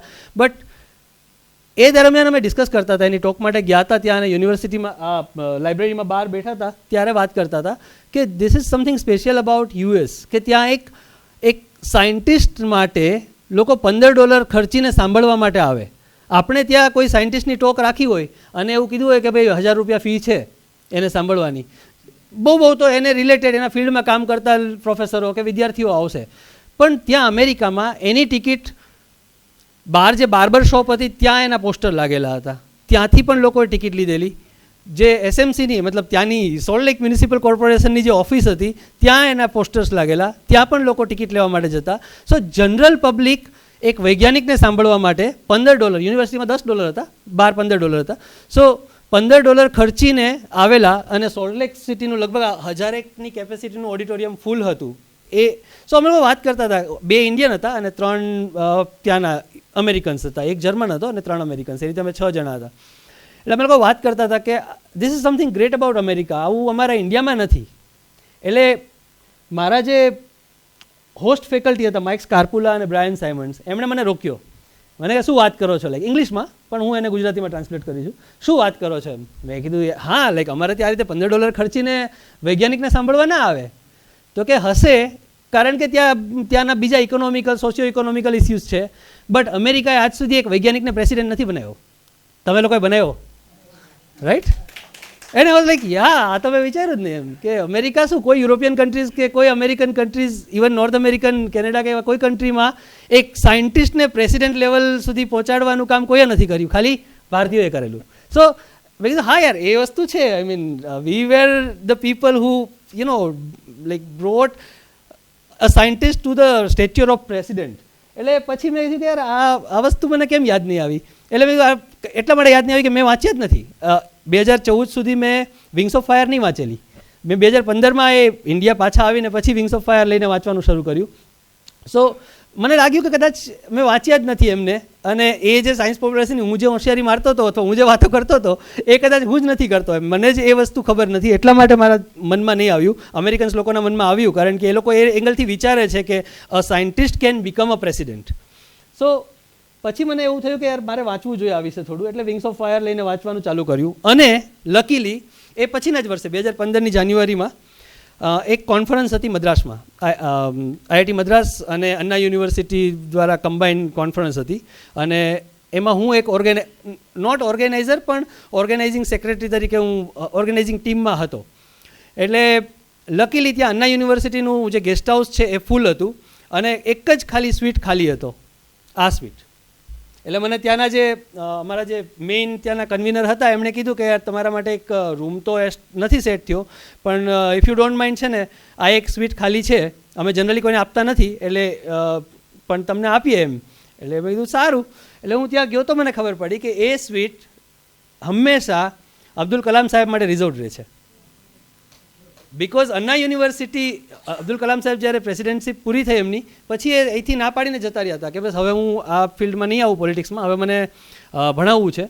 એટલે એમને લગભગ 15-20 યુનિવર્સિટી સાથે જોડાયેલા હતા અલગ અલગ રીતે એડજંક્ટ ફેકલ્ટી તરીકે. પણ એમનું જે ત્રીજું ઘર કહેવાય ને, એક રામેશ્વરમનું ઘર હતું જે તો પછી બંધ જ રહ્યું, એક રાષ્ટ્રપતિ ભવન હતું જ્યાં એ 5 વર્ષ રહ્યા, પછીનું જે ત્રીજું ઘર કહેવાય તે આ રૂમ અબ્દુલ કલામ સાહેબનો રૂમ કે જ્યાં એ રહેતા હતા અન્ના યુનિવર્સિટી. જ્યારે ભણાવવા જાય દિલ્હીથી, જ્યારે ઇવન જ્યારે રાષ્ટ્રપતિ હતા ત્યારે પણ એ જતા હતા રેગ્યુલર, અને ત્યાં જઈને એ અમુક ટાઈમ સ્પેન્ડ કરતા હતા અન્ના યુનિવર્સિટી વિદ્યાર્થીઓ સાથે. ત્યારે એ આ જ રૂમની આ સ્વીટ રૂમ હતો જે અન્ના યુનિવર્સિટી ગેસ્ટ હાઉસનો, એમાં જ રહેતા હતા. ત્યાં મને પહેલી વાર આ બુક હાથમાં લીધી મેં, એટલે પછી મેં પરચેસ કરી અને ત્યાંથી લગભગ અડધી મેં ત્યાં જ વાંચી લીધેલી 2 દિવસમાં. અને પછી લકીલી એ પૂરું થયું, કોન્ફરન્સ પૂરી થઈ એટલે અમારા 3-4 પ્રોફેસર હતા, એ લોકોએ પ્રોગ્રામ બનાવેલો, મને પૂછેલું પણ નહીં, પ્રોગ્રામ બનાવેલો કે હવે કોન્ફરન્સ પૂરી થઈ તો આપણે રામેશ્વરમ જઈએ છીએ. અને મારી ટિકિટ પણ કરી દીધેલી ટ્રેનમાં, અને like you know we went to the Rameswaram, અને અમે ત્યાં એમનું ઘર ને એ જોયું. એટલે આઈ વોઝ લાઈક આ એક છે ને કોસ્મિક સંકેત છે કે મારે વાંચવું છે કલામ સાહેબ વિશે. અને પછી મેં ઘણું બધું વાંચ્યું અને એ મને યાદ આવ્યું એટલે મેં એમને કીધું કે હા ચલો મેં જે વાંચ્યું છે એ હું વાત કરીશ. સો વાંચ્યું તો એનું જે તારણ છે તે આ છે કે કલામ સાહેબ 4 થી 5 એવા પિલ્લર હતા આપણા ભારતીય સાયન્સના, ભારતીય વિજ્ઞાનના. એમાંનો એક સૌથી મોટો પિલર કલામ સાહેબ હતા, અને એમણે ભારતને છેક આ લેવલથી આ લેવલ સુધી પહોંચાડવા માટે ખાસ્સી મહેનત કરી. અને એ લગભગ છેક સુધી આ એક બાદ કરતાં અહીં સુધી તો વિટનેસ પણ રહ્યા. આ એમના પછીનું, એટલે એમના જવા પછીની, એમની ડેથ પછીની ડેવલપમેન્ટ છે, પણ અહીંયા સુધીનું તો લગભગ એ પોતે લીડ કર્યું એવું કહી શકાય. બાય ધ વે આ પાછો question like you know classroom, આ શું છે ખ્યાલ છે? આ લાસ્ટ ફોટો નવું છે ને, બાકીના 4 તો આપણે જોયેલા છે. આ જે છે તેનાથી આપણે હમણાં ચંદ્રયાન 3 મોકલ્યું અને ખૂબ સેલિબ્રેટ કર્યું. એ આ યાન છે. આ આપણું સૌથી જૂનું પહેલું PSLV યાન છે. આ તો જસ્ટ નિક એપેચે રોકેટ છે, સાઉન્ડિંગ રોકેટ છે, જે શરૂઆતમાં આપણે ટ્રાય કરતા હતા. આ જે છે તે ગગનયાન છે. ગગનયાન માટેનું રોકેટ છે જે ભારતના ક્રૂ એટલે કે માણસોને, 2 માણસોને કે 3 માણસોને, જે નક્કી નથી થયું, એ લોકો એના પર કામ કરે છે, 2 કે 3 માણસને સ્પેસમાં લઈ જશે, અવકાશમાં લઈ જશે, અને લગભગ 1 વીક સુધી એ પૃથ્વીની આસપાસ ફરશે એક મોડ્યુલ, જેમાં એ આપણા અવકાશ યાત્રીઓ રહેશે. This is first time, like ભારતે આવું હજી સુધી કર્યું નથી ક્યારેય. ભારતીય અવકાશ યાત્રી અવકાશમાં ગયેલા છે, પણ એ રશિયન રોકેટ અને રશિયન અવકાશયાનનો યુઝ કરીને. એટલે પહેલીવાર ભારતે કમ્પ્લીટલી ભારતમાં બનેલું અવકાશયાન, ભારતમાં બનેલા રોકેટથી અવકાશ યાત્રીઓને લઈને અવકાશમાં જવાનું છે. બહુ જલ્દી જવાનું છે. આઈ થિંક 2025માં આપણો પ્લાન છે. પ્લાન તો હતો 2022નો, પણ આ કોરોનાને કારણે 3 વર્ષ ડિલે થઈ ગયો. અને આજનો દિવસ એટલા માટે બેસ્ટ છે આ વિષય પર વાત કરવા માટે કે આજે યાન જે ખાડ્યું ને મેં, એની ટેસ્ટ ફ્લાઇટ હતી. મતલબ ફર્સ્ટ ટાઈમ આજે આપણે એ ટેસ્ટ કરવાના હતા અને ટેસ્ટ કર્યું. Hold is ઓબ્ઝર્વ્ડ.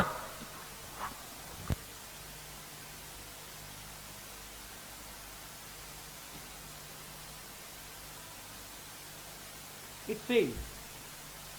આજે સવારે આપણે એક એક્સપેરિમેન્ટ કર્યો, એક ટેસ્ટ ફ્લાઇટ કરવાની હતી. ટેસ્ટ ફ્લાઇટ એવી હતી કે માની લો કે એની અંદર ખરેખર અવકાશયાત્રીઓ હોય અને એ ઉડે અને ઉપર પહોંચે ને ખબર પડે કે હવે આ અનસ્ટેબલ છે અથવા તો નથી, પોતાની ઓર્બિટમાં મિસ થાય છે, તો એ અવકાશયાત્રીઓ ઇજેક્ટ કેટલા એંગલથી અથવા કેટલે ઉપરથી કરી શકે એના માટેની ટેસ્ટ હતી. એ ટેસ્ટમાં ઉડ્યું જ નહીં, શરૂ જ નહીં થયું. Failure. This is from SDSC Shar. The lift-off attempt of TB-D1 could not happen today. Initially the launch was scheduled at 8 a.m. There was a postponement of the lift-off time to 8:45 due to weather situation, and we had a very smooth ALS, the automatic launch sequence leading up to the command to lift off the engine, but the engine ignition has not happened in the nominal course. We have to find out what went wrong with that. The vehicle is safe. The entire vehicle is very safe. We will have to reach the vehicle and then look at what has happened now. We will come back soon after analyzing what has triggered the automatic launch sequence holding the vehicle. So what has happened is the onboard, the computer which is doing this function, the ground checkout computer which is doing the function has withheld the launch in view of the anomaly observed. So we will come back with the anomaly understanding and correct it and schedule the launch very soon. એમણે જે કહ્યું ને એ કલામ સાહેબે inspire કરેલું છે અને એ એમણે wings of ફાયરમાં પણ લખેલું છે કે એમની સાથે જે થતું એ આપણે આગળ આવશે ત્યારે વાત કરીશું. પણ આમાં તમે મારે જે તમને ધ્યાન પર લાવવું છે ને એ વાત એ છે કે એમણે પહેલી 3 લાઇનમાં એવું કહ્યું કે શરૂઆત નોર્મલ રહી, ફર્સ્ટ સ્ટેજ નોર્મલ હતું, જે ઓટોમેટિક લોન્ચ સિક્વન્સીસ હતા એ એક સ્ટેજ સુધી નોર્મલ ગયા અને બીજા સ્ટેજમાં કંઈક પ્રોબ્લેમ આવ્યો. મતલબ it is not a failure, એક સ્ટેજ સુધી તો પહોંચી ગયા, બરાબર. હવે આગળ કંઈક પ્રોબ્લેમ આવે છે, અમે સોલ્વ કરશું, પાછા આવશું. આ વાત પર આપણે ફરીવાર આવશું પાછળથી. આ એટલા માટે મેં તમને દેખાડ્યું કે એ જે વાત છે ને એના બીજ કલામ સાહેબે બહુ પહેલાં નાખેલા હતા, બહુ પહેલાં રોપેલા હતા અને એ આપણે અત્યારે જોઈએ છીએ. આ વસ્તુ આપણી સાથે ચંદ્રયાનમાં પણ થઈ, એ પણ હું તમને એક નાનો એવો વિડીયો 30 સેકન્ડનો દેખાડીશ. ચંદ્રયાનમાં પણ લોકોએ બહુ મજાક ઉડાડી હતી, ઇવન કાર્ટૂન્સ છાપ્યા હતા, એ હું દેખાડીશ તમને. આપણે જ્યારે કર્યું ત્યારે એ એક અલગ લેવલની સક્સેસ હતી, એ પછી લોકોને સમજાયું. પણ જ્યારે આપણે ફર્સ્ટ ચંદ્રયાન 2ને લેન્ડ નહીં કરી શકેલા સાઉથ પોલ પર મૂનના ચંદ્રના, ત્યારે પણ લોકોએ ખૂબ મજાક ઉડાવેલી અને આજે પણ કદાચ કાર્ટૂન્સ બન્યા હશે, મેં જોયા નથી. બટ એનીવેઝ એમની જે પ્રતિભા છે, સન ઓફ અ બોટ મેકરથી સ્ટાર્ટ થઈને પેપર વેચવાથી લઈને engineer, a missile man and finally the president of India, આ આખી સફર આપણે એમની જોઈશું. એમનું રામેશ્વરમનું ઘર હવે તો આવું નથી દેખાતું, આખું અલગ થઈ ગયું છે, એ તો હવે કોન્ક્રીટ બિલ્ડિંગ બની ગઈ છે. પણ જે એ જ્યારે ત્યાં રહેતા હતા ત્યારે એ ઘર આવું દેખાતું હતું. એમનો નાનપણનો ફોટો છે, પોપ્યુલર છે, અવેલેબલ છે ઇન્ટરનેટ પર જ. એ પેપર વેચવાનું રેલવે સ્ટેશન પર કામ કરતા હતા અને પછી એમણે 1950માં સેકન્ડરી એજ્યુકેશન સ્વાર્ટ્સ હાઈસ્કૂલમાંથી પૂરું કર્યું. સબસિક્વન્ટલી ફિઝિક્સમાં બીએસસી કર્યું, જે રીતે સરે કહ્યું, સેન્ટ જોસેફ કોલેજમાંથી. એમનું આઈ કાર્ડમાંથી લીધેલો ફોટો છે. અહીંથી એમને નહીં મજા આવી બીએસસી કરીને, ફિઝિક્સ કરીને. એવું લાગ્યું કે આ મારી ફિલ્ડ નથી, આઈ મીન મને આમાં જે કરવું છે એ નહીં થાય, મારે તો ઉડવું છે અને ફિઝિક્સ છે તે મને ઉડાડશે નહીં. એટલે હી ચેન્જ હિઝ એરિયા. અને જેવી રીતે સરે ખૂબ સરસ રીતે કીધું કે આપણે આપણા કેરિયરને કેવી રીતે શેપ કરવું એ આપણા હાથમાં છે. સો આ ભૂલ છે ઇન્ડિયન ઇન્સ્ટિટ્યૂટ ઓફ ટેકનોલોજીની, Madras institute of technology. This is not IIT Madras, this is Madras institute of technology. ત્યાંથી એમણે એન્જિનિયરિંગ કર્યું, એરોસ્પેસ એન્જિનિયરિંગ. અને પછી એ ADE એરોનોટિકલ ડેવલપમેન્ટ એસ્ટાબ્લિશમેન્ટમાં પહેલાં એઝ અ ટ્રેની ગયેલા HALમાં ઇન્ટર્નશીપ કરવા માટે, અને ત્યાંથી પછી એમને આમાં જેવી રીતે એમણે કહ્યું કે એરપોર્ટમાં ના થયું એટલે આમાં એમણે લીધું ચીફ સાયન્ટિસ્ટ તરીકે. જોબ તો ત્યારે મળી જતી હતી આ ટાઈમમાં, તો graduation was a big deal like એટલે એ લોકો એમને જોબ મળી ગઈ ચીફ સાયન્ટિસ્ટ તરીકે. અને DRDOમાં એમનો પહેલો પ્રોજેક્ટ હતો હોવરક્રાફ્ટ ડિઝાઇન કરવાનો. હોવરક્રાફ્ટ ખબર છે ને, લાઈક જે પેલું હવામાં લાઈક થોડું હવામાં ઉંચકાઈને પછી ચાલે રોડ પર તે, અથવા પાણીમાં પણ ચાલે તે. સો એમનો પ્રોજેક્ટ આ હોવરક્રાફ્ટ ડિઝાઇન કરવાનો હતો. આ ડિઝાઇન એમણે પહેલી કરેલી, ફર્સ્ટ ડિઝાઇન આ હતી એમની. જ્યારે હોવરક્રાફ્ટ ડિઝાઇન કરતા હતા ત્યારે બીજી એક વાત, અબ્દુલ કલામ વિશે વાત કરો અને તમે વિક્રમ સારાભાઈને યાદ ન કરો અથવા તો એમને નમન ના કરો, એ પોસિબલ જ નથી. Because whatever Abdul Kalam eventually became, it was all because of Vikram Sarabhai and his team. એમનું જે ગ્રુમિંગ કર્યું તે વિક્રમ સારાભાઈ અને એમની ટીમે કરેલું. સો એ ટાઈમે જ્યારે જ્યારે ADEમાં હતા ત્યારે વિક્રમ સારાભાઈ પહેલાં શરૂઆતમાં PRLમાંથી અને પછી TIFRમાંથી અને પછી ધીરે ધીરે આખું સ્પેસ પ્રોગ્રામ ડેવલપ કરતા હતા. રોકેટ બોયઝ નામની સિરીઝમાં ખૂબ સરસ રીતે આખી એક હિસ્ટ્રીને ધીરે ધીરે એ લોકોએ દેખાડી છે. પણ ત્યારે ઇસરોનું નામ ઇન્કોસ્પાર હતું, Indian council for space application and research. એટલે ઇન્કોસ્પાર અને એમના MGK મેનન એમના મેઇન હતા જે બધું જોતા હતા અને મેઇનલી ટીમ બનાવતા હતા, ટીમ બિલ્ડિંગ કરતા હતા. સો એમને ખબર પડી કે આ અબ્દુલ કલામ છે તે આ હોવરક્રાફ્ટ સરસ ડિઝાઇન કરેલો છે એમણે શરૂઆતમાં. સો એમણે એકવાર મળીને એમને વાત કરી કે why don't you join us, like અમને ઇન્કોસ્પારમાં જરૂર છે જે આ ટાઈપના એરોનોટિક્સ ડિઝાઇન કરી શકે, એરોનોટિક વ્હીકલ્સ ડિઝાઇન કરી શકે. સો એમ પણ એમને બહુ મજા નહોતી આવતી એ ટાઈપના કામમાં, બિકોઝ એમનો ગોલ ઉપર હતો, એમને જવું હતું આકાશમાં. સો હી સેડ લાઈક ચલો જોઈન કરીએ. અને એ ત્યારે મુંબઈ આવેલા અને પછી એમણે ઇન્કોસ્પાર જોઈન કરી લીધું. મુંબઈથી પછી એમને ટ્રાન્સફર મળ્યું કેરેલામાં and so he joined VSSC. VSSC was known as TERLS, Thumba equatorial rocket launching station. So TERLS તરીકે ઓળખાતું હતું ત્યારે એમાં એ ટ્રાન્સફર થયું એમનું. અને પછી એ થુંબાનું જે આખું ઇનિશિયલ ડેવલપમેન્ટ હતું વિક્રમ સારાભાઈની સાથે રહીને જ સતત એમના આસિસ્ટન્ટ તરીકે રહીને એમના ઘણી જગ્યાએ આપણે વાંચીએ છીએ કે વિક્રમ સારાભાઈ એમના ગુરુ હતા. ઓફિશિયલી એમના ગુરુ ક્યારેય નહીં હતા, એ એમના કલીગ જ હતા, લાઈક બોસ કહી શકો તમે, પણ ગુરુ નહીં હતા. અને વિક્રમ સારાભાઈ હંમેશા કલામને એમના સબઓર્ડિનેટ અથવા તો એમના સાથે કલીગ તરીકે રાખતા હતા. સો એમના કલીગ તરીકે જ એમણે ઇવન એની ઘણી બધી સ્ટોરી તમે કદાચ વાંચી હશે કે કેવી રીતે થુંબાનું જે ચર્ચ હતું ત્યાં જઈને એમણે કન્વિન્સ કર્યા લોકોને, એ ચર્ચને પછી સ્ટેશન તરીકે ડેવલપ કરવામાં આવ્યું. એ આખી સ્ટોરી વિંગ્સ ઓફ ફાયરમાં ખૂબ સરસ રીતે લખેલી છે. પણ એ દરમિયાન કલામ સાહેબ સતત થુંબામાં હતા અને આખું થુંબાનું સ્ટેશન પહેલેથી ખાલી રોડ હતા કે ખાલી બીચ હતો ત્યાંથી લઈને પ્રોપર સ્ટેશન ને મ્યુઝિયમ બન્યું ત્યાં સુધી એ હી ઓવરલુક ધ એન્ટાયર ડેવલપમેન્ટ. ત્યાંથી એમને નાસા મોકલવામાં આવ્યા. નાસા 7 એન્જિનિયરનું સિલેક્શન થયું હતું, કારણ કે અલ્ટિમેટલી આપણે રોકેટ બનાવવા હતા. વિક્રમ સારાભાઈનું વિઝન બહુ ક્લિયર હતું કે India is going to put its own satellites in orbits without help of any country. એ બહુ પહેલેથી ક્લિયર હતું.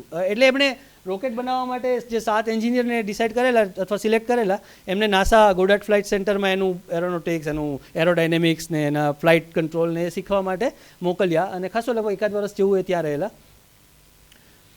એ દરમિયાન જે 1-2 વસ્તુ મારે તમને કહેવી હતી ને એ અહીંયા મેં લખેલી હતી કે એ જે નાઇક એપેચે રોકેટનું જે ડેવલપમેન્ટ થતું હતું એ ટાઈમે ત્યાં કશું જ નહીં હતું. ઇવન આજે ફોટો જે ફેમસ ફોટો છે ને સાયકલ પર લઈ જવાનો, એ એટલા માટે કારણ કે ત્યાં એ બાજુ રોડ પણ નહીં હતા, વ્હીકલ્સ પણ નહીં હતા, લોકો સાયકલ અને બળદગાડાનો યુઝ કરતા હતા. એટલે ઘણા તમને ફોટોગ્રાફ્સ જોવા મળશે કે શરૂઆતમાં ઇવન બળદગાડા પર પહેલાં એના સોલાર પેનલ્સ ને એ બધું લઈને ટ્રાન્સફર કરતા હતા.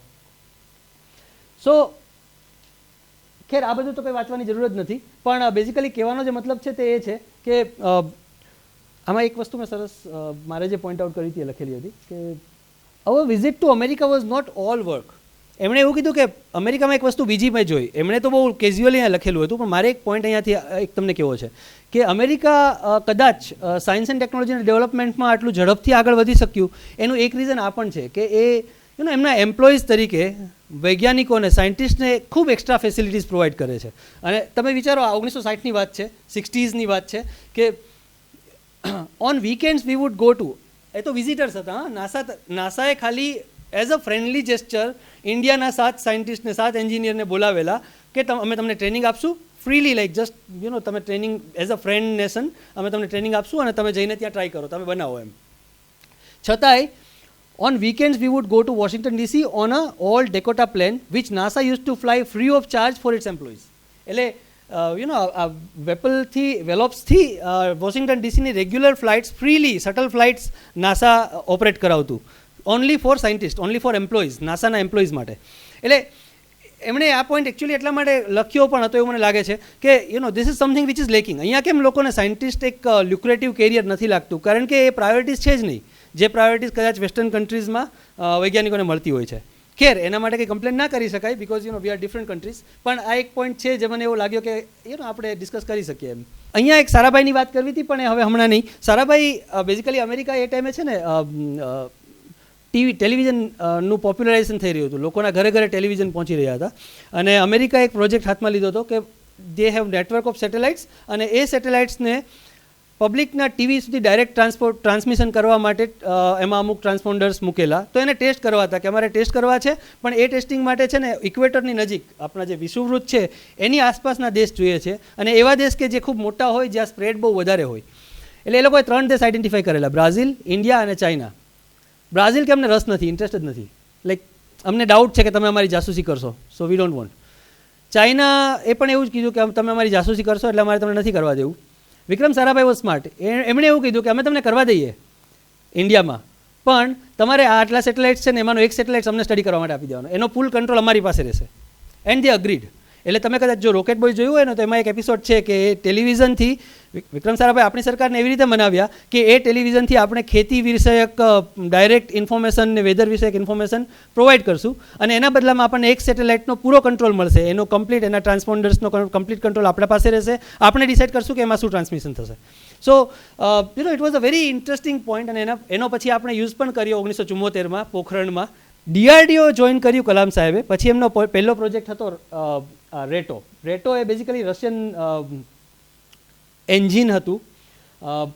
એમાં એક એમના જે એરફોર્સ ગ્રુપ કેપ્ટન નારાયણન એક એમના એટલે બે ગ્રુપ કેપ્ટન હતા, નારાયણન અને કલામ સાહેબ, અને એમનો ઓબ્જેક્ટિવ હતો Russian rocket assisted take-off system.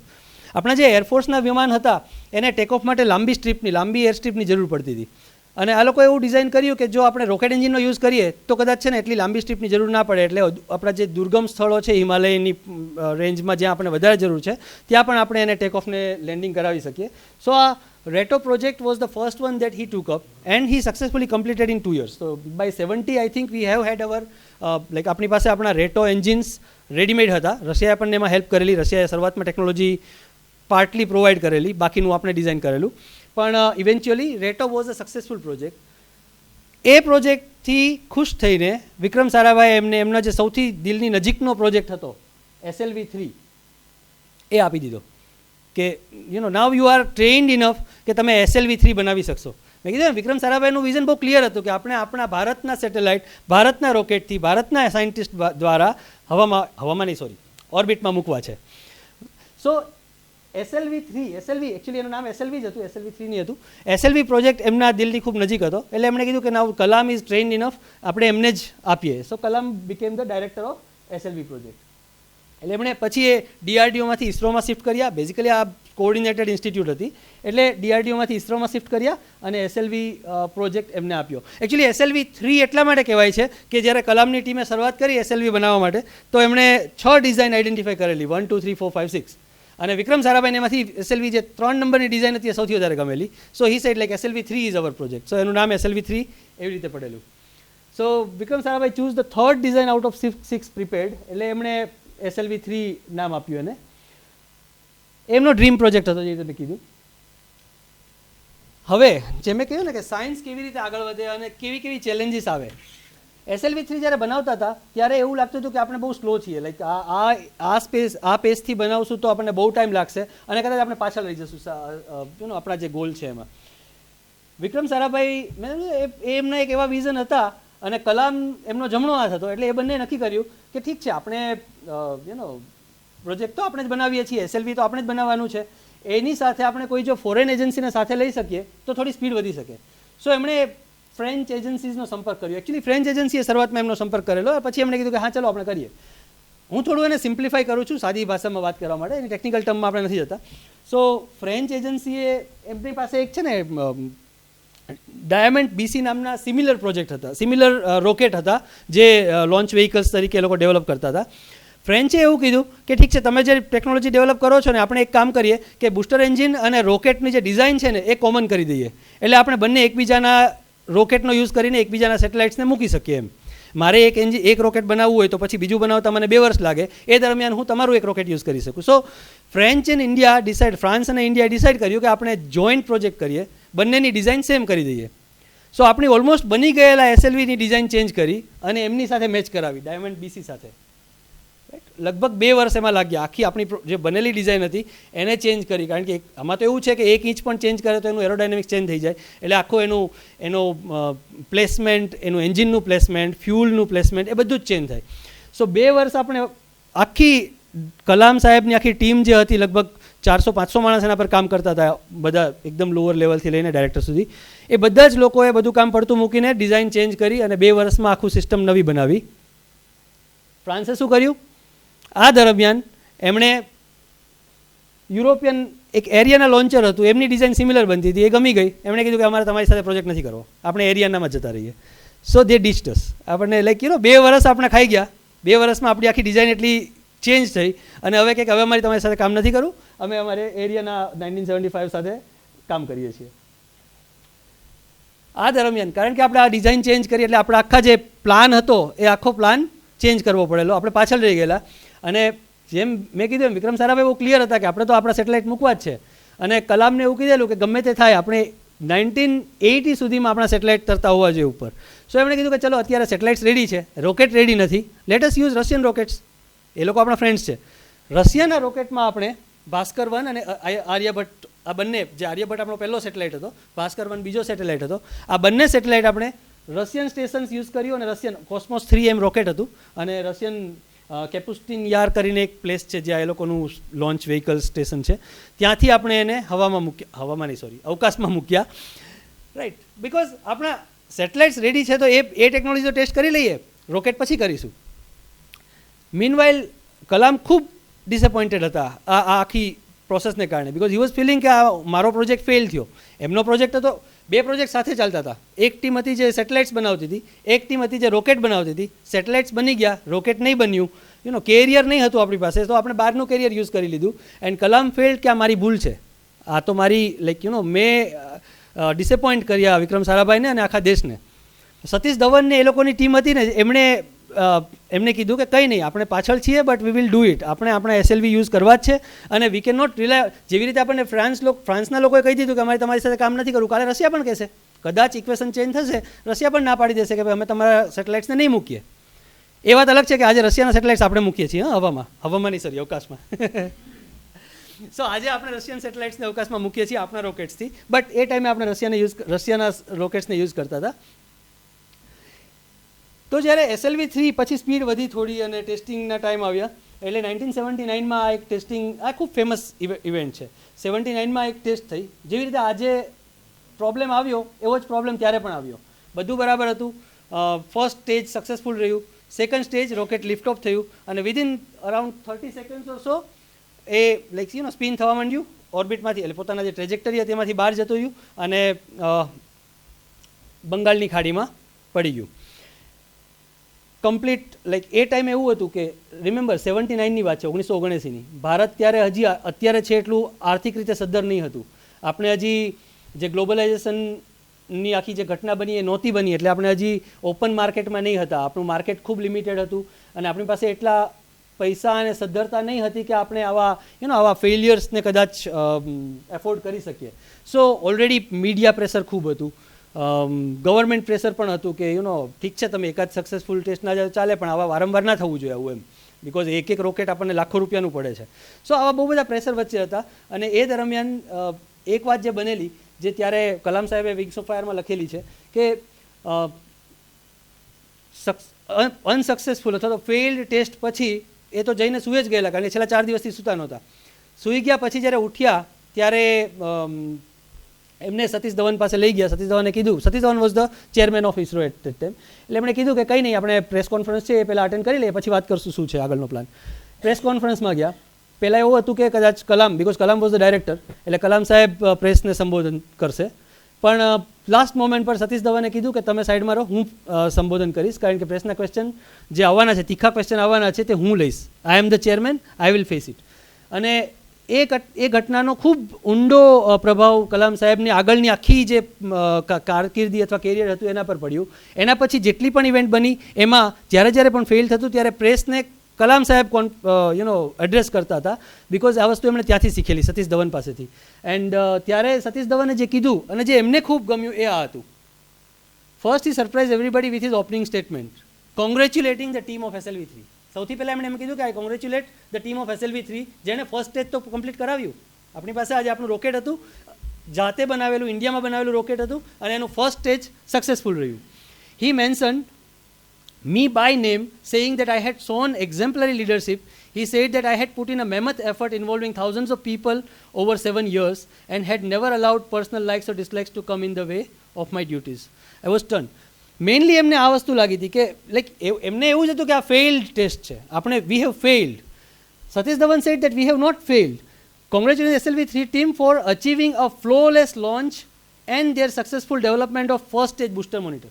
So first stage booster is flawless, એટલું તો આપણે આગળ પહોંચી જ ગયા. એટલે એ જે સ્ટેજ વાઇઝ પ્રોગ્રેસ છે ને, this is what I wanted to emphasize upon, કે સાયન્સ છે તે હંમેશા સ્ટેજમાં આગળ વધે. First stage, second stage, third stage, આપણે પણ એવી રીતે વધીએ ને, પહેલાં primary study, then secondary, then higher education. So એક સ્ટેજ આપણે ક્રોસ કર્યું અને હવે આપણે આગળ બીજા સ્ટેજમાં જઈશું. એમણે ત્યારે પ્રેસ કોન્ફરન્સમાં પ્રોમિસે કરેલી કે 1 વર્ષની અંદર ફરીવાર SLV3 ટ્રાય કરશું અને this time will be successful. આપણે કર્યું. SLV3 was successfully launched on 18 July 1980 and it placed Rohini satellite in to the orbit. So 1980માં આપણે આપણું પહેલો ઇન્ડિયામાં બનેલો સેટેલાઇટ ઇન્ડિયન વ્હીકલ એટલે કે ઇન્ડિયન રોકેટથી અવકાશમાં મૂક્યો. અને પછી તો આખી then there was SLV3 was a just test vehicle. એના પછી તો ASLV, PSLV, GSLV, જે પેલો ફોટો દેખાડ્યો ને મેં શરૂઆતનો, GSLV સુધી તો આપણે ઓલમોસ્ટ કલામ સાહેબની લીડરશિપમાં જ પહોંચી ગયેલા. Now revisit the announcement by doctor Somnath. જે આજે સોમનાથ સાહેબે કરીને એનાઉન્સમેન્ટ કે એમણે શું કીધું, ઓટોમેટિક લોન્ચ સિક્વન્સીસ સુધી સક્સેસફુલ થઈ ગયું છે. હવે એના પછીનો જે સ્ટેજ છે તેમાં અમને નિષ્ફળતા મળી છે. લકીલી વ્હીકલ સેફ છે. આ કેસમાં તો વ્હીકલ જ જતું રહેલું, દરિયામાં પડી ગયેલું, બરાબર. અમારી પાસે તો વ્હીકલ સેફ છે, મતલબ અમારે નવું વ્હીકલ નથી બનાવવાનું, ખાલી એન્જિન જ રિપેર કરવાનું છે. So this is how the science progresses, કે એક સ્ટેજમાં તમે થોડું બચાવી લીધું અને પછી હવે આગળ વધો. આ જ વસ્તુ જે મેં કીધું ને રિપીટ કરવાની છે, જે ચંદ્રયાનમાં પણ આપણી સાથે બનેલી. ધીરે ધીરે ચંદ્રની સપાટી પર જાય છે.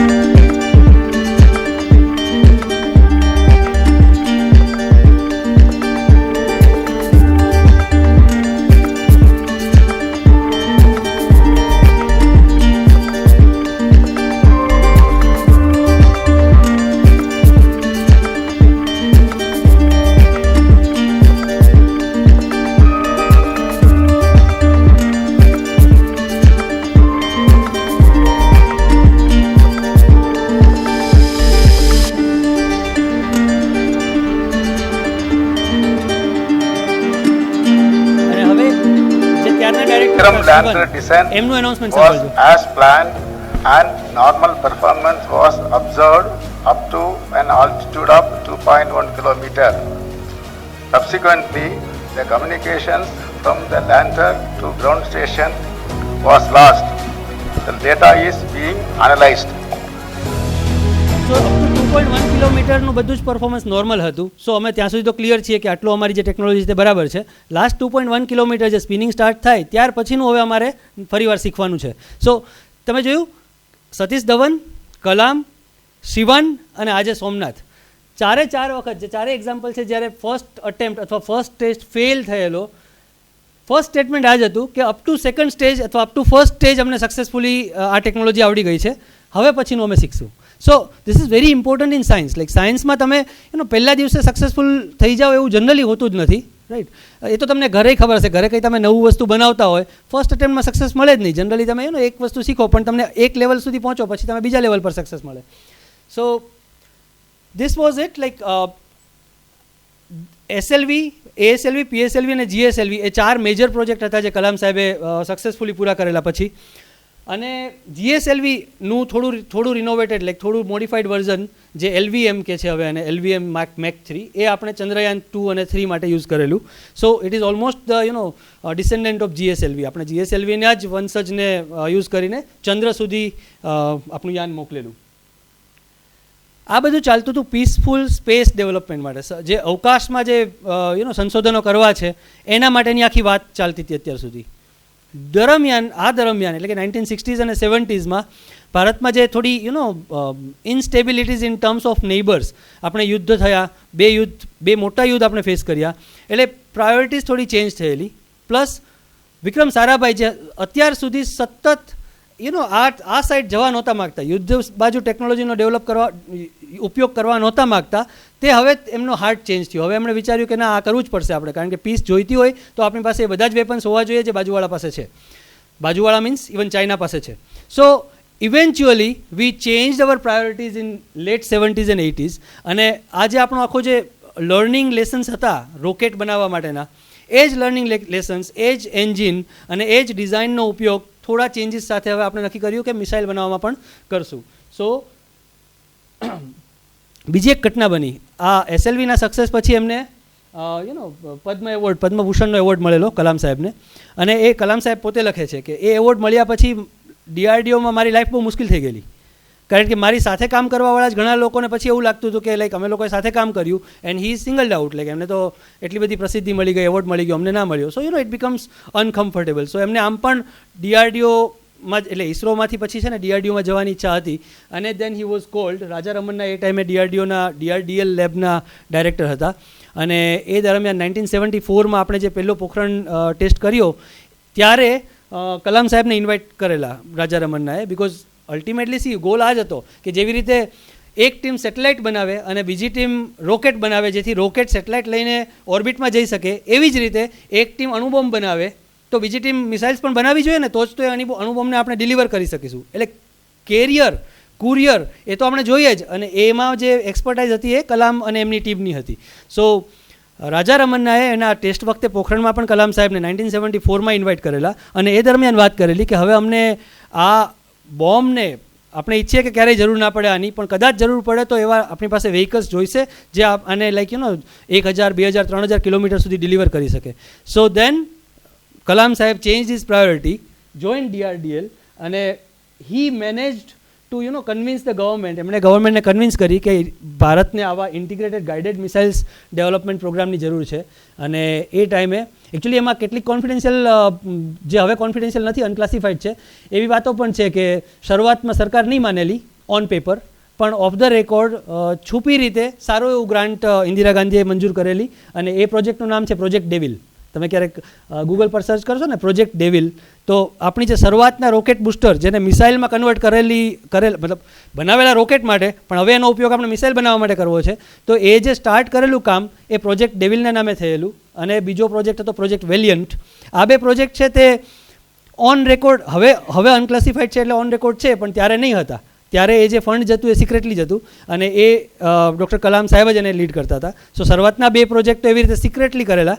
પછી આ જે IGMDP પ્રોગ્રામ શરૂ થયો, એમાં આપણે ધીરે ધીરે ઓફિશિયલી જાહેરમાં મિસાઇલ્સ બનાવવાની શરૂ કરી, અને ફર્સ્ટ મિસાઇલ હતી Prithvi. Prithvi is surface to surface, like અહીંથી પૃથ્વીને અર્થ પરથી છોડીને બીજી સરફેસ પર છોડવા માટેની મિસાઇલ હતી, ટ્રેજેક્ટરી મિસાઇલ્સ. એવી રીતે પછી પૃથ્વી પછી સો નાવ ટેકનોલોજી હતી આપણી પાસે મિસાઇલ્સ માટેના એન્જિન હતા, કારણ કે રોકેટના અને મિસાઇલના એન્જિન લગભગ સરખા હોય, ખાલી ગાઇડિંગ સિસ્ટમ, એનું જે ઇલેક્ટ્રોનિક્સ છે, એના જે ટ્રેજેક્ટરીઝ છે એ અલગ હોય. એટલે એ માટે થોડું, કારણ કે મિસાઇલ્સ છે એ જનરલી એટમોસ્ફિયરની અંદર હોય, રોકેટ છે એ થોડા ટાઈમ પછી એટમોસ્ફિયર છોડી દે, એટલે એ બંનેના જે એરોડાયનેમિક્સ હોય થોડા અલગ હોય. એટલા ચેન્જીસ જ કરવાના હતા, બાકી એના એન્જિન ટેકનોલોજી, એના જે ડિઝાઇન્સ, એ બધું આપણી પાસે અવેલેબલ હતું. સો આ ધીરે ધીરે આપણે ખાસું ફાસ્ટ કરીને પૃથ્વી, ત્યારબાદ ત્રિશુલ, પછી Akash, Nag is an anti tank missile, અને છેલ્લે અગ્નિ. કલામ સાહેબની જે ડ્રીમ મિસાઇલ હતી તે અગ્નિ હતી, જેમાં સૌથી વધુ વાર લાગેલી આપણને. આ 5 મેજર મિસાઇલ્સ આપણે ડેવલપ કરી આ પ્રોગ્રામમાં ઇન 1980s, એટલે 1975થી શરૂ કરીને લગભગ 1990 સુધીના 15 વર્ષમાં આપણે આ 5 મિસાઇલ ડેવલપ કરેલી. આમાં પણ એવું જ થયેલું, જ્યારે આપણે મિસાઇલ ડેવલપ કરતા હતા ત્યારે વી રિયલાઇઝ કે રોકેટ માટે તો ઠીક છે કે ઉપર જ છોડવાનું છે, અને પછી તો એટમોસ્ફિયરની બહાર જતું રહે, એટલે there is not much aerodynamics involve. મિસાઇલ્સ માટે તો એવું છે કે મિસાઇલને આપણે અર્થ પરથી છોડવાની, ઉપર જાય, પછી પાછી એ એન્ટર કરે, અને પછી આપણા ટાર્ગેટ પર જાય. એટલે aerodynamics is very different in that way. અને પર્ટિક્યુલરલી એ હવામાન પર પણ, વેધર પર પણ આધાર રાખે. રોકેટમાં જનરલી વેધર પર એટલું બધું ડિપેન્ડન્સ ના હોય, એકવાર છૂટી જાય પછી વેધરની સાથે એને કંઈ લેવા દેવા ના હોય. એ માટે આપણે વેધરના કેલ્ક્યુલેશન માટે સુપર કમ્પ્યુટર્સની જરૂર હતી. 1985ની વાત છે. એ જમાનામાં સુપર કમ્પ્યુટર્સ નહીં હતા, ભારત પાસે તો કમ્પ્યુટર્સ જ બહુ ઓછા હતા, રેરલી હતા. અને એ જે કેલ્ક્યુલેશન્સ, વેધરના કેલ્ક્યુલેશન્સ, અને એ પ્રમાણે મિસાઇલની ટ્રેજેક્ટરીના કેલ્ક્યુલેશન્સ માટે જે સુપર કમ્પ્યુટર્સની જરૂર હતી, એ ખાલી US પાસે હતા અને એકાદ યુરોપિયન કન્ટ્રીઝ પાસે. એટલે એ ટાઈમે US સાથે આપણા સંબંધ થોડા એવા જ હતા, એટલે સમહાવ આપણે ટ્રાય કરી કે એમની પાસેથી આપણને એક સુપર કમ્પ્યુટર મળે, પણ એમણે ચોખ્ખી ના પાડી દીધી. એમણે બોલાવી આપણા એન્જિનિયર્સને, ત્યાં વિઝિટ કરાવી, પણ ત્યાં જઈને ના પાડી દીધી કે અમે તમને સુપર કમ્પ્યુટર્સ નહીં આપીએ, બિકોઝ એમને પણ આઈડિયા હતો કે એનો યુઝ કંઈક અલગ જ કરવાના છીએ આપણે. તાત્કાલિક કલામ સાહેબે જ, he was one of the instrumental, એક ટીમ બનાવવા માટે નક્કી કર્યું, અને પુણેમાં સીડેકની સ્થાપના થઈ. અને સીડેકે વિધિન 3 years આપણું જે પહેલું સુપર કમ્પ્યુટર પરમ એ બનાવ્યું. કોના માટે? મિસાઇલ્સ માટે, મિસાઇલ્સના કેલ્ક્યુલેશન્સ માટે. So we got our first super computers because of this event, કે અમેરિકાએ ના પાડી દીધી કે અમે તમને નહીં આપીએ. ઇનિશિયલી એ લોકોએ પ્રોમિસ કરેલું, પછી ના પાડી દીધી. સો સાયન્સમાં આ પણ બહુ ઇમ્પોર્ટન્ટ છે કે ઇવેન્ચ્યુઅલી આપણે સેલ્ફ રિલાયન્ટ બનવું જ પડે. આપણે કદાચ શરૂઆતમાં કોઈ બીજી ટેકનોલોજી પર કે બીજા કોઈ પર આધાર રાખી શકીએ, પણ અલ્ટિમેટલી તો આપણે ભારત માટે કામ કરવું હોય તો ભારતની જ ટેકનોલોજી હોવી જોઈએ. અને કલામ સાહેબની કેટલીક ખૂબ મેજર અચીવમેન્ટ્સ અને મેજર કન્ટ્રીબ્યુશનમાંનું એક આ છે કે લગભગ મિસાઇલ અને રોકેટ ટેકનોલોજીમાં આપણે એમના જ લીડરશિપમાં સ્ટાર્ટ કરીને એમના જ લીડરશિપમાં self reliant and self sufficient બની શક્યા. અગ્નિ એમની ડ્રીમ મિસાઇલ હતી, અને એમાં આપણને ખૂબ વાર લાગેલી, કારણ કે બાકીની બધી મિસાઇલ્સ છે generally short range, mid range missile, જેમ કે આકાશ, ત્રિશુલ, પૃથ્વી, આ બધી વિધિન 100 કિલોમીટર્સ ઓર 200 કિલોમીટર્સની રેન્જની મિસાઇલ છે. અગ્નિ was originally design four intercontinental, મતલબ તમે અહીંથી છેક ચાઇના કે રશિયા કે ઇવન યુરોપ સુધી પહોંચાડી શકો એ રેન્જની, 3000 to 5000 કિલોમીટરની રેન્જની અલ્ટિમેટલી બનાવવાનો પ્લાન હતો. ત્યારે એ લોકો શરૂઆતમાં મિડ રેન્જ પ્લાન કરતા હતા, બટ ઇવેન્ચ્યુઅલ ગોલ એ હતો કે આપણે આને ઇન્ટરકોન્ટિનેન્ટલ મિસાઇલ તરીકે ડેવલપ કરવાની છે. And that was very difficult, કારણ કે એમાં લાઈક ઓલમોસ્ટ તમે અડધી તો નહીં પણ 10-20% જેટલી પૃથ્વીની પ્રદક્ષિણા કરીને તમારે મોકલવાની છે. બાકી બધા મિસાઇલ્સ છે ને એ નોર્મલ ટ્રેજેક્ટરી ફોલો કરે. અગ્નિ છે એને રોકેટની જેમ પહેલાં ઉપર મોકલવામાં આવે, પછી ત્યાંથી એને ટાર્ગેટ ચેન્જ કરીને નીચે મોકલવામાં આવે. So it's a very different technology, અને એમાં આપણને ખૂબ વાર લાગેલી. અને મેં જેમ કહ્યું તેમ ભારત જેવા દેશમાં બહુ બધા ઇસ્યુઝ હોય, બહુ બધા લિમિટેશન્સ હોય. એક લિમિટેશન આ પણ હતું, અગ્નિના થ્રુ આઉટ ધ ડેવલપમેન્ટ સતત આપણે ક્રિટિસિઝમ ફેસ કરેલું, અને સતત મેગેઝિનમાં, ન્યૂઝપેપરમાં કાર્ટૂન્સ બનતા હતા. બિકોઝ અગ્નિની જે ટેસ્ટ ફ્લાઇટ હતી એ આપણે 2 વાર પોસ્ટપોન કરવી પડેલી, બિકોઝ ઓફ સેમ રીઝન. આજે સવારે 2023માં જેવી રીતે ગગનયાનની ટેસ્ટ ફ્લાઇટ આપણે એબોર્ટ કરવી પડી, એવી જ રીતે અગ્નિની test flight, if you read this, આ કલામ સાહેબે લખેલું છે, they were at T14 seconds, મતલબ કે 14 સેકન્ડ્સની વાર છે. When the computer signaled that one of the instrument was functioning erratically, this was immediately rectified. Meanwhile, the downrange station asked for a hold. એટલે પછી જનરલી મિસાઇલ ટેસ્ટિંગ હોય ને એમાં બહુ બધું હોય, રોકેટ ટેસ્ટિંગમાં એટલું બધું ના હોય, કારણ કે એને અવકાશમાં જ મોકલવાનું હોય. મિસાઇલ ટેસ્ટિંગને તો પછી ટાર્ગેટ પર છોડવાની હોય, એટલે ટાર્ગેટની આસપાસના જે વિલેજીસ છે તે ખાલી કરાવેલા હોય, ત્યાંની વસ્તીને એલર્ટ કરેલી હોય કે હમણાં ત્યાં નહીં જતા. સો એ ટાઈપની બહુ બધી અરેન્જમેન્ટ હોય, એટલે જરા પણ આમ તેમ થાય એટલે એ જે ત્યાંનું સ્ટેશન હતું એણે કીધું કે હવે રોકેટ નહીં, લાઈક મિસાઇલ નહીં છોડતા, because there is sum problem with the engine. In another few seconds, multiple holds were, આજે જેવી રીતે તમે 5 સેકન્ડ પર હોલ્ડ જોયો ને, એટલે multiple holds were necessitated and they had to abort the launch. આ ફર્સ્ટ ટાઈમ જ્યારે ફર્સ્ટ ટેસ્ટ કરવાની હતી ત્યારની વાત છે. Kalam went to his team members who were in state of shock and sorrow. He shared his SLV-3 experience with them. He said, મેં તમને કહ્યું ને કે ભાઈ અમે તો આખું વ્હીકલ જ ગુમાવી દીધેલું, તમારી મિસાઇલ તો એમનામ જ છે ને, ખાલી એન્જિન સ્ટાર્ટ નહીં થયું. So you are at much better position, અને કદાચ અમારા કરતાં બહુ જલ્દી તમે ફરીવાર પાછી પ્રોસેસ સ્ટાર્ટ કરી શકતો. મીનવાઇલ મેગેઝિન આવું છાપતું હતું કે ભાઈ કદાચ એટલા માટે જ નહીં ચાલ્યું હોય કે આ પેલી પુશ બટન છે કામ નહીં કરતું હોય. ઇન્ડિયન ટેકનોલોજી એ લેવલ પર છે કે આપણે કદાચ પુશ બટન જ કામ નહીં કર્યું હોય. So it was like sarcastic criticism ચાલુ જ હતું. જો કે એક વાત ક્લિયર કરું કે હું આનો પણ વિરોધી નથી. This is one of the motivational force. Criticism ના હોય તો કદાચ એટલું એન્થુઝિયાઝમ પણ ના હોય. સો એ એમની રીતે બરાબર જ હતા, મીડિયા જે કરતું હતું એમની રીતે બરાબર કરતું હતું, બટ આવું થાય, આના માટે પણ તૈયાર રહેવું જોઈએ એમ. The press was up in arms and feeded various interpretations of the postponement. એટલે બહુ બધા કાર્ટૂન બનેલા. કોઈ એવું લખેલું કે Agni scientist explaining that the launch was postponed because the press button did not make contact. The Hindustan Times showed a leader consoling press reporters, there is no need for any alarm, it's purely peaceful and non-violent missile. એ ઉડશે જ નહીં એમ. અમારી missile non-violent હોય એ ઉડે જ નહીં, એવા પણ cartoon બનેલા ત્યારે. Right. So it's like media is doing its job.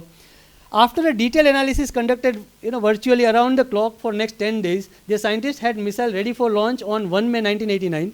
But again during the automatic computer checkout period at T10 second, 10 second પહેલા જ a hold signal was indicated. The launch had to be postponed yet again. The Hindu magazine, newspaper, again carried a cartoon by Keshav showing a villager counting some currency notes, commenting to another. મેં તમને કહ્યું ને કે પેલું villages ખાલી કરાવવા પડે, because targeted એરિયાની આસપાસના 20 કિલોમીટરના કે 30 કિલોમીટરના વિલેજીસમાં કોઈ ના હોવું જોઈએ એમ.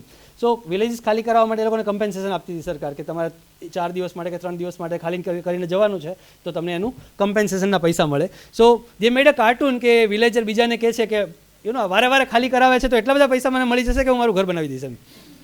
For moving away from my hut near the test site, a few more postponements and I can build a house of my own.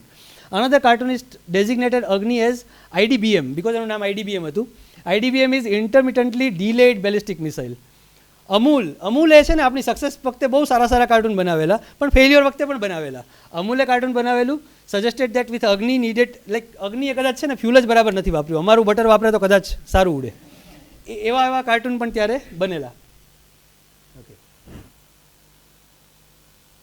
Eventually ત્રીજી ટ્રાયે we succeeded, and exact target પર like within I think 300 metre, like any generally 300 મીટરની range હોય, within 300 metre we hit the target. And આ એના પછીનો photo છે. So the last smile was or the last laughter was from the scientist team, અને આ લોકો હતા જે સાયન્ટિસ્ટની ટીમમાં હતા. And finally, so we developed Prithvi, Trishul, Akash, Nag and Agni. And finally BrahMos, જે ઇન્ડિયા અને રશિયાનું જોઈન્ટ પ્રોજેક્ટ છે, અગેઇન બ્રહ્મપુત્રા એન્ડ મોસ્કા નામની બે રિવરના નામ પરથી એ બનેલા છે. અને એ પણ ઇવેન્ચ્યુઅલી બન્યું, પણ આમાં અબ્દુલ કલામ સાહેબનો ડાયરેક્ટ હાથ નહીં હતો, એમની લીડરશિપમાં નહીં બનેલું. ત્યાં સુધીમાં તો એ પ્રેસિડેન્ટ બની ગયેલા જ્યારે આ પ્રોજેક્ટ હાથમાં લીધો. But eventually because everything started with his visions, આપણે જે બ્રહ્મોસનું અત્યારે ઇન્ક્લુડિંગ રશિયાએ પણ એની સાથે એગ્રી કર્યું કે એનું જે અત્યારનું જે લેટેસ્ટ એન્જિન છે એનું નામ છે Kalam engine. So it is known as Kalam engine. Okay, all right. Rocket અને મિસાઇલ સિવાય પણ because he was a very thoughtful person, એમણે ઘણી બધી ટેકનોલોજી ડેવલપ કરવી હતી, ટ્રાય પણ ઘણી કરી, પણ અમુકમાં જેમાં એમને સફળતા મળી એમાંની બે આ છે. એમણે એક રાજુ કરીને, BN પ્રસાદ અને B સોમારાજુ, બે ડૉક્ટર્સ સાથે કામ કરેલું, અને એમની સાથે મળીને, સોમારાજુ સાથે મળીને એમણે સ્ટેન્ટ ડેવલપ કરેલા. બિકોઝ રોકેટ બનાવતી વખતે અમુક સ્પેસિફિક ફાઇબર મટીરિયલનો યુઝ થાય જે ખૂબ સ્ટ્રોંગ હોય પણ સાથે ખૂબ લાઇટ વેઇટ હોય. So he was like, can we use this as a stent material? એટલે પછી એની ઉપર એન્ટીબેક્ટેરિયલ કોટિંગ કરાવીને અને એની જે પ્રોપર્ટીઝ ડેવલપ કરીને એને સ્ટેન્ટ તરીકે બનાવેલું. અને એ સ્ટેન્ટ આજે પણ આફ્રિકામાં ઘણી જગ્યાએ યુઝ થાય છે. They are of certain qualities which are allowed in Africa. So આફ્રિકામાં એ ખૂબ સસ્તા સ્ટેન્ટ તરીકે આજે પણ યુઝ થાય છે. સિમિલરલી કેલિપર્સ ડેવલપ કરેલા આવા જ ફાઇબર મટીરિયલ પરથી, અને એનો પણ યુઝ આજે પણ ઘણી જગ્યાએ થાય છે. કલામ સાહેબ લખે છે કે 1995માં આપણે રેડી હતા આપણા સેકન્ડ ન્યુક્લિયર ટેસ્ટ માટે.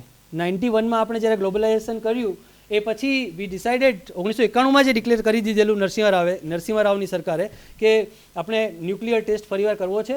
બિકોઝ ફર્સ્ટ ટેસ્ટ જ્યારે 74માં કર્યો ત્યારે it was just an atomic test. આપણે ખાલી એક અણુબોમ્બ બનાવવાની તાકાત ધરાવીએ છીએ એટલું જ પ્રૂવ થયું હતું. આજે આપણે જે ટેસ્ટ કરશું એ ત્યારે કરીએ છીએ જ્યારે આપણી પાસે મિસાઇલ્સ પણ રેડી છે. સો 91માં આપણે ડિસાઇડ કરેલું કે નાવ દેટ વી હેવ, 89માં આપણે અગ્નિ ટેસ્ટ કર્યું, 89માં, 91માં વી ડિસાઇડેડ કે આપણે હવે ન્યુક્લિયર બોમ્બ માટે રેડી છીએ. And now we can make lighter smaller nuclear bombs which can be fit in to missiles, અને આપણે એને મોકલી શકીએ.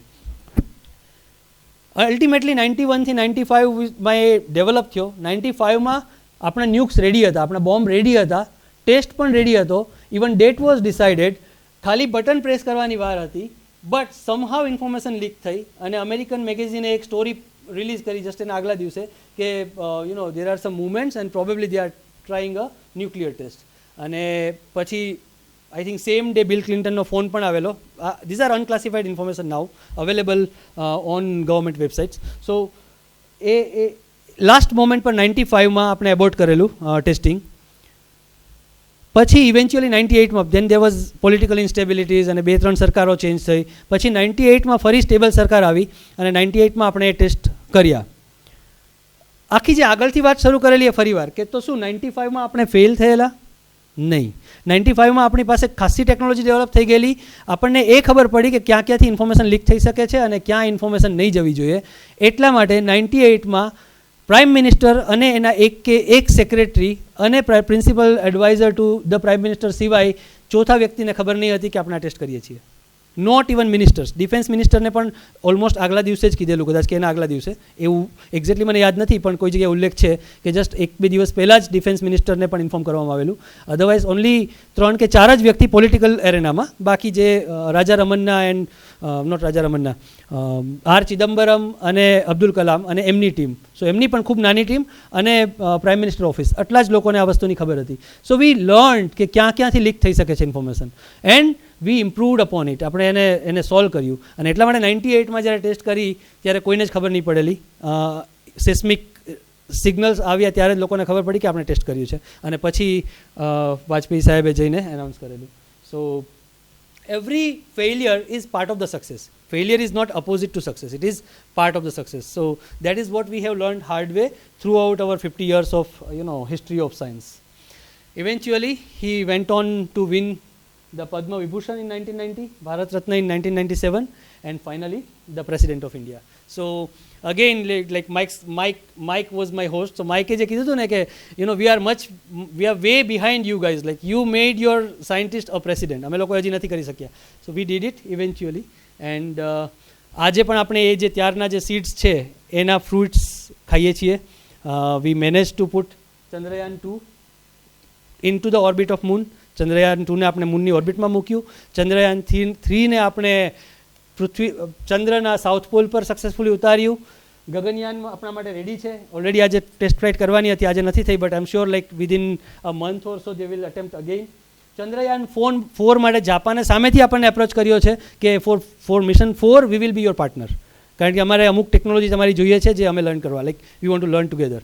સો already Japan has agreed for 26-27 mission on Chandrayaan 4, અને નેક્સ્ટ 3-4 મિશન્સ જે ઓલરેડી અનાઉન્સ કરી દીધા છે at the time of Chandrayaan 3 success. So we are on the way to a very bright and scintillating scientific nation, and a lot of credit goes to Kalam Sahib. So thank you so much, and that is it for it. શીખવાનું તો ઘણું મળ્યું. એમાંથી એક છે કે આપણે ફેલિયરથી ડરવું નહીં જોઈએ. ફેલિયર આવે તે આપણા માટે સારું કહેવાય. એમાંથી શીખવું જોઈએ કે આપણે શું આગળ આના માટે કરી શકીએ છીએ, ક્યાં સુધી સક્સેસ થયા છીએ એ જોઈ, અને આગળનું ફેલિયર શા માટે થયું એનું આપણે રિઝલ્ટ શોધવું જોઈએ અને એનો પ્રયાસ કરવો જોઈએ. Thank you. जो भी लीडर्स है अभी, दे आर लाइक ओके जो भी फेलियर हुआ है वो टीम की वजह से हुआ है, but this is a good thing कि जो भी फेलियर हुआ है वो मेरी वजह से है, टीम ने तो अच्छा ही किया है. So that was a great thing. But अभी जो भी लीडर्स है हमारे वो दे आर यू नो. પ્રથમ તો મેં પુસ્તક નથી વાંચ્યું, આમ તો ઘણા પુસ્તક વાંચું છું, પણ આ પુસ્તક નથી વાંચ્યું ને તમે જે રીતે એનો પરિચય કરાવ્યો એટલે આજે મને અફસોસ થાય કે મેં આજ સુધી પુસ્તક કેમ ના વાંચ્યું. પહેલી તો આ વાત. બીજું કે એક વસ્તુ સાયન્સના જે તમે બંને જણે વાત કરી અમને, તેના પરથી એટલો ખ્યાલ આવે છે કે કોઈ પણ કામ કરીએ એ નિષ્ફળતા નથી જતી. ભલે કદાચ થોડાક આપણે સફર ગઈએ, થોડાક થઈએ, પણ થઈએ છે ખરા ચોક્કસ, ને જો સતત પ્રયત્ન કરતા રહીએ તો છેવટ સુધી પહોંચી શકાય. આ એક સરસ વાત પરફેક્ટ રીતે બધાને ખ્યાલ આવે એવી રીતનું છે. એટલે આ એક વસ્તુ ખ્યાલ આવે છે કે મહેનત કરીએ ને એક જ દિશામાં જો સતત પ્રયત્ન કરીએ તો ચોક્કસ સફળ થઈએ. Thank you. સવાલ એ છે કે આપણે ચંદ્રયાન ઉપર મોકલીએ છીએ તો ત્યાં તો આપણે પહોંચવાનું નથી, તો ફાયદો શું થાય? મતલબ ચંદ્રયાન ના છે ને, આપણે ભારત જે ચંદ્રયાન પ્રોજેક્ટ કરે છે 1, 2, 3, 4, એના બહુ વેલ આઈડેન્ટિફાઈડ, ખૂબ સારી રીતે સ્ટડી કરેલા ઓબ્જેક્ટિવ્સ છે. આપણા ભારતના 3 ઓબ્જેક્ટિવ છે. પહેલો ઓબ્જેક્ટિવ એ છે કે આપણે ટેકનોલોજી ડેવલપ કરવી છે કે આપણે ઈચ્છીએ ત્યારે પૃથ્વી છોડીને કોઈ બીજા ગ્રહ સુધી જઈ શકીએ. અત્યારે કદાચ 1 યાન, પછી 10 યાન, 20 યાન, એટલે લાઈક આપણે બેઝિકલી એ ટેકનોલોજી ડેવલપ કરવા માગીએ છીએ કે આપણે પૃથ્વીને છોડીને કદાચ જવું પડે તો એના માટે આપણે તૈયાર હોઈએ. બહુ દૂરની વાત છે, ખૂબ દૂરની વાત છે. કદાચ એવું નથી કે આથી 5 વર્ષમાં કે 10 વર્ષમાં કે 50 વર્ષમાં જવું પડશે, પણ એના માટેનું એક સરસ એક્ઝામ્પલ ક્યાંક મેં વાંચેલું કે જ્યારે માણસ જાત ઇવોલ્વ થતી હતી આફ્રિકામાં, હજી બીજી કોઈ જગ્યાએ નહીં હતી, ત્યારે પણ કોઈએ તો વિચાર્યું હશે ને કે આ દરિયા, દૂર દૂર સુધી દરિયો દેખાય છે, એની પહેલે પાર બી જવાની જરૂર ખરી, અને ક્યાંક કંઈક હશે તો ખરું જ ને એમ. સો કોઈ નાવ બનાવીને, બોટ બનાવીને નીકળી પડ્યું હશે ત્યારે તો ખબર પડી હશે કે આફ્રિકાની બહાર બીજો કોઈ ખંડ પણ છે. સો એવું જ આપણું છે કે આપણે અત્યારે પૃથ્વીની બહાર જવાનું જ્યારે વિચારીએ ત્યારે આપણી પાસે કદાચ જરૂર પડશે તો એના માટેની ટેકનોલોજીની ABCD અત્યારે શીખવાનું ચાલુ કરીશું તો શીખી શકીશું. એ ફર્સ્ટ છે. સેકન્ડ છે જે થોડો ડિબેટેબલ છે, એવું છે કે ચંદ્ર ઉપર હિલિયમ-3નો સારો એવો જથ્થો હોવાની માહિતી આપણને મળી છે, અને ઘણા બધા દેશોને છે. એટલે ઇવન અમેરિકા જેને ચંદ્રયાન બધા ચંદ્રના મિશન બંધ કરી દીધા હતા, એ લોકો પણ હવે શરૂ કરે છે. જાપાન પણ ઇન્ટરેસ્ટેડ છે. પ્લાન એ છે કે ત્યાં કદાચ હિલિયમ-3 એક સારો ઉર્જાનો સ્ત્રોત છે. સો કદાચ એનાથી આપણે ન્યુક્લિયર ફ્યુઝન થોડું સરળતાથી કરી શકીએ. સો એ એક આપણો સેલ્ફિશ મોટિવ પણ ખરો. અને ત્રીજું એ છે કે આપણે છે ને, આપણો એક ગોલ છે કે સ્પેસ ટેકનોલોજીમાં આપણે લીડર બનવું છે, અને સ્પેસ ટેકનોલોજી રેવન્યુ જનરેશન કરતી થાય. ઓલરેડી આપણે થઈ ગયા છીએ. અત્યારે ઇન્ડિયામાં એવું જ છે કે રેવન્યુ જનરેટ કરીએ છીએ આપણે સ્પેસ ટેકનોલોજીમાંથી. તો એના માટેની જે રિલાયબિલિટી હોવી જોઈએ ને, કે કોઈ પણ નાનો દેશ જેને પોતાના સ્પેસ સ્ટેશન ને સ્પેસ વ્હીકલ બનાવવા ના પોસાય, પણ પોતાના નેવિગેશન સેટેલાઇટ્સ તો જોઈએ, તો એ નેવિગેશન સેટેલાઇટ્સ આપણી પાસેથી એ મુકાવી શકે. So now we are providing service to other nations. અને એ માટે આ એક એક કાઇન્ડ ઓફ શોકેસ છે, શો ઓફ છે કે અમે કરી શકીએ છીએ. અમેરિકાએ ચંદ્ર ઉપર 6 મિશન 12 વર્ષમાં લગભગ મોકલ્યા, નહીં 3 વર્ષમાં, 69 થી 72 વચ્ચે 6 મિશન મોકલ્યા. 12 માણસો ત્યાં પહોંચ્યા. પણ એ 6 મિશન પણ છે ને એક રીતે ખાલી શો ઓફ હતા. બિકોઝ રશિયા અને અમેરિકા વચ્ચે જે કોલ્ડ વોર ચાલતી હતી અને ટેકનોલોજીમાં પોતાનું એસ્ટાબ્લિશ કરવું હતું એટલા માટેની એક રેસ હતી. રેસ માણસ કેટલા મિનિટ થઈ, કેટલી વાર સુધી દોડી શકે, રાઈટ? પછી અમેરિકાની પણ પ્રાયોરિટીઝ ચેન્જ થઈ. અમેરિકાને એવું લાગ્યું કે ઠીક છે, ચલો આપણે અચીવ કરી લીધું, પણ હવે we need to work on the Jio political situations. Petroleum ઓછું છે આપણી પાસે, એટલે આપણે ગલ્ફ કન્ટ્રીઝમાં જઈને ડેમોક્રેસી એસ્ટાબ્લિશ કરીએ. આવા પ્રાયોરિટીઝ ચેન્જ થઈ, એ પ્રમાણે એ લોકોના પ્રોજેક્ટ ચેન્જ થયા. એટલે ફંડિંગ છે તે ધીરે ધીરે બંધ થયું. અને બસ that is the only reason. ઘણી બધી તમે કન્સ્પિરસી થિયરીઝ વાંચી હશે કે ભાઈ અમેરિકા ખોટું બોલે છે, સ્ટુડિયોમાં જ કરેલું છે ને એવા કંઈ યાન ગયા નથી. તો એના પર ઓફિશિયલી ફૂલ સ્ટોપ મૂકવા માટે આપણા ચંદ્રયાન 2એ, ભારતના ચંદ્રયાન 2એ આખું કમ્પ્લીટ મૂન મેપિંગ કર્યું છે. Moon mapping is like, Chandrayaan 2 તો આપણે ત્યારે મોકલેલું 4 વર્ષ પહેલાં, બરાબર? 4 વર્ષથી આપણું ચંદ્રયાન 2 હજી પણ ઓર્બિટમાં ફરે છે મૂનની, અને એ દરમિયાન સતત એના એક પોઈન્ટના ફોટો પાડે છે, અને એ ફોટોને પછી ઇમેજ પ્રોસેસિંગથી જોડીને આખા મૂનનો મેપ બનાવે છે. અને એ મેપમાં ભારતે અમેરિકાના 6 મિશનના જે ત્યાં રેમનન્ટ્સ, જે કચરો પડેલો છે, જે યાનના ટુકડા, બધું જે પડેલું છે એના ફોટોગ્રાફ્સ લીધા છે, અને ભારતે ઓફિશિયલી ડિક્લેર કરેલું છે કે આ એના આઈડેન્ટિફાઈ કરેલા 6 મિશનના રેમનન્ટ્સ છે. સો અમેરિકા કદાચ ખોટું બોલતું હશે, પણ ઇસરોએ પ્રૂવ કરેલું છે કે એ 6 મિશન ત્યાં ગયેલા.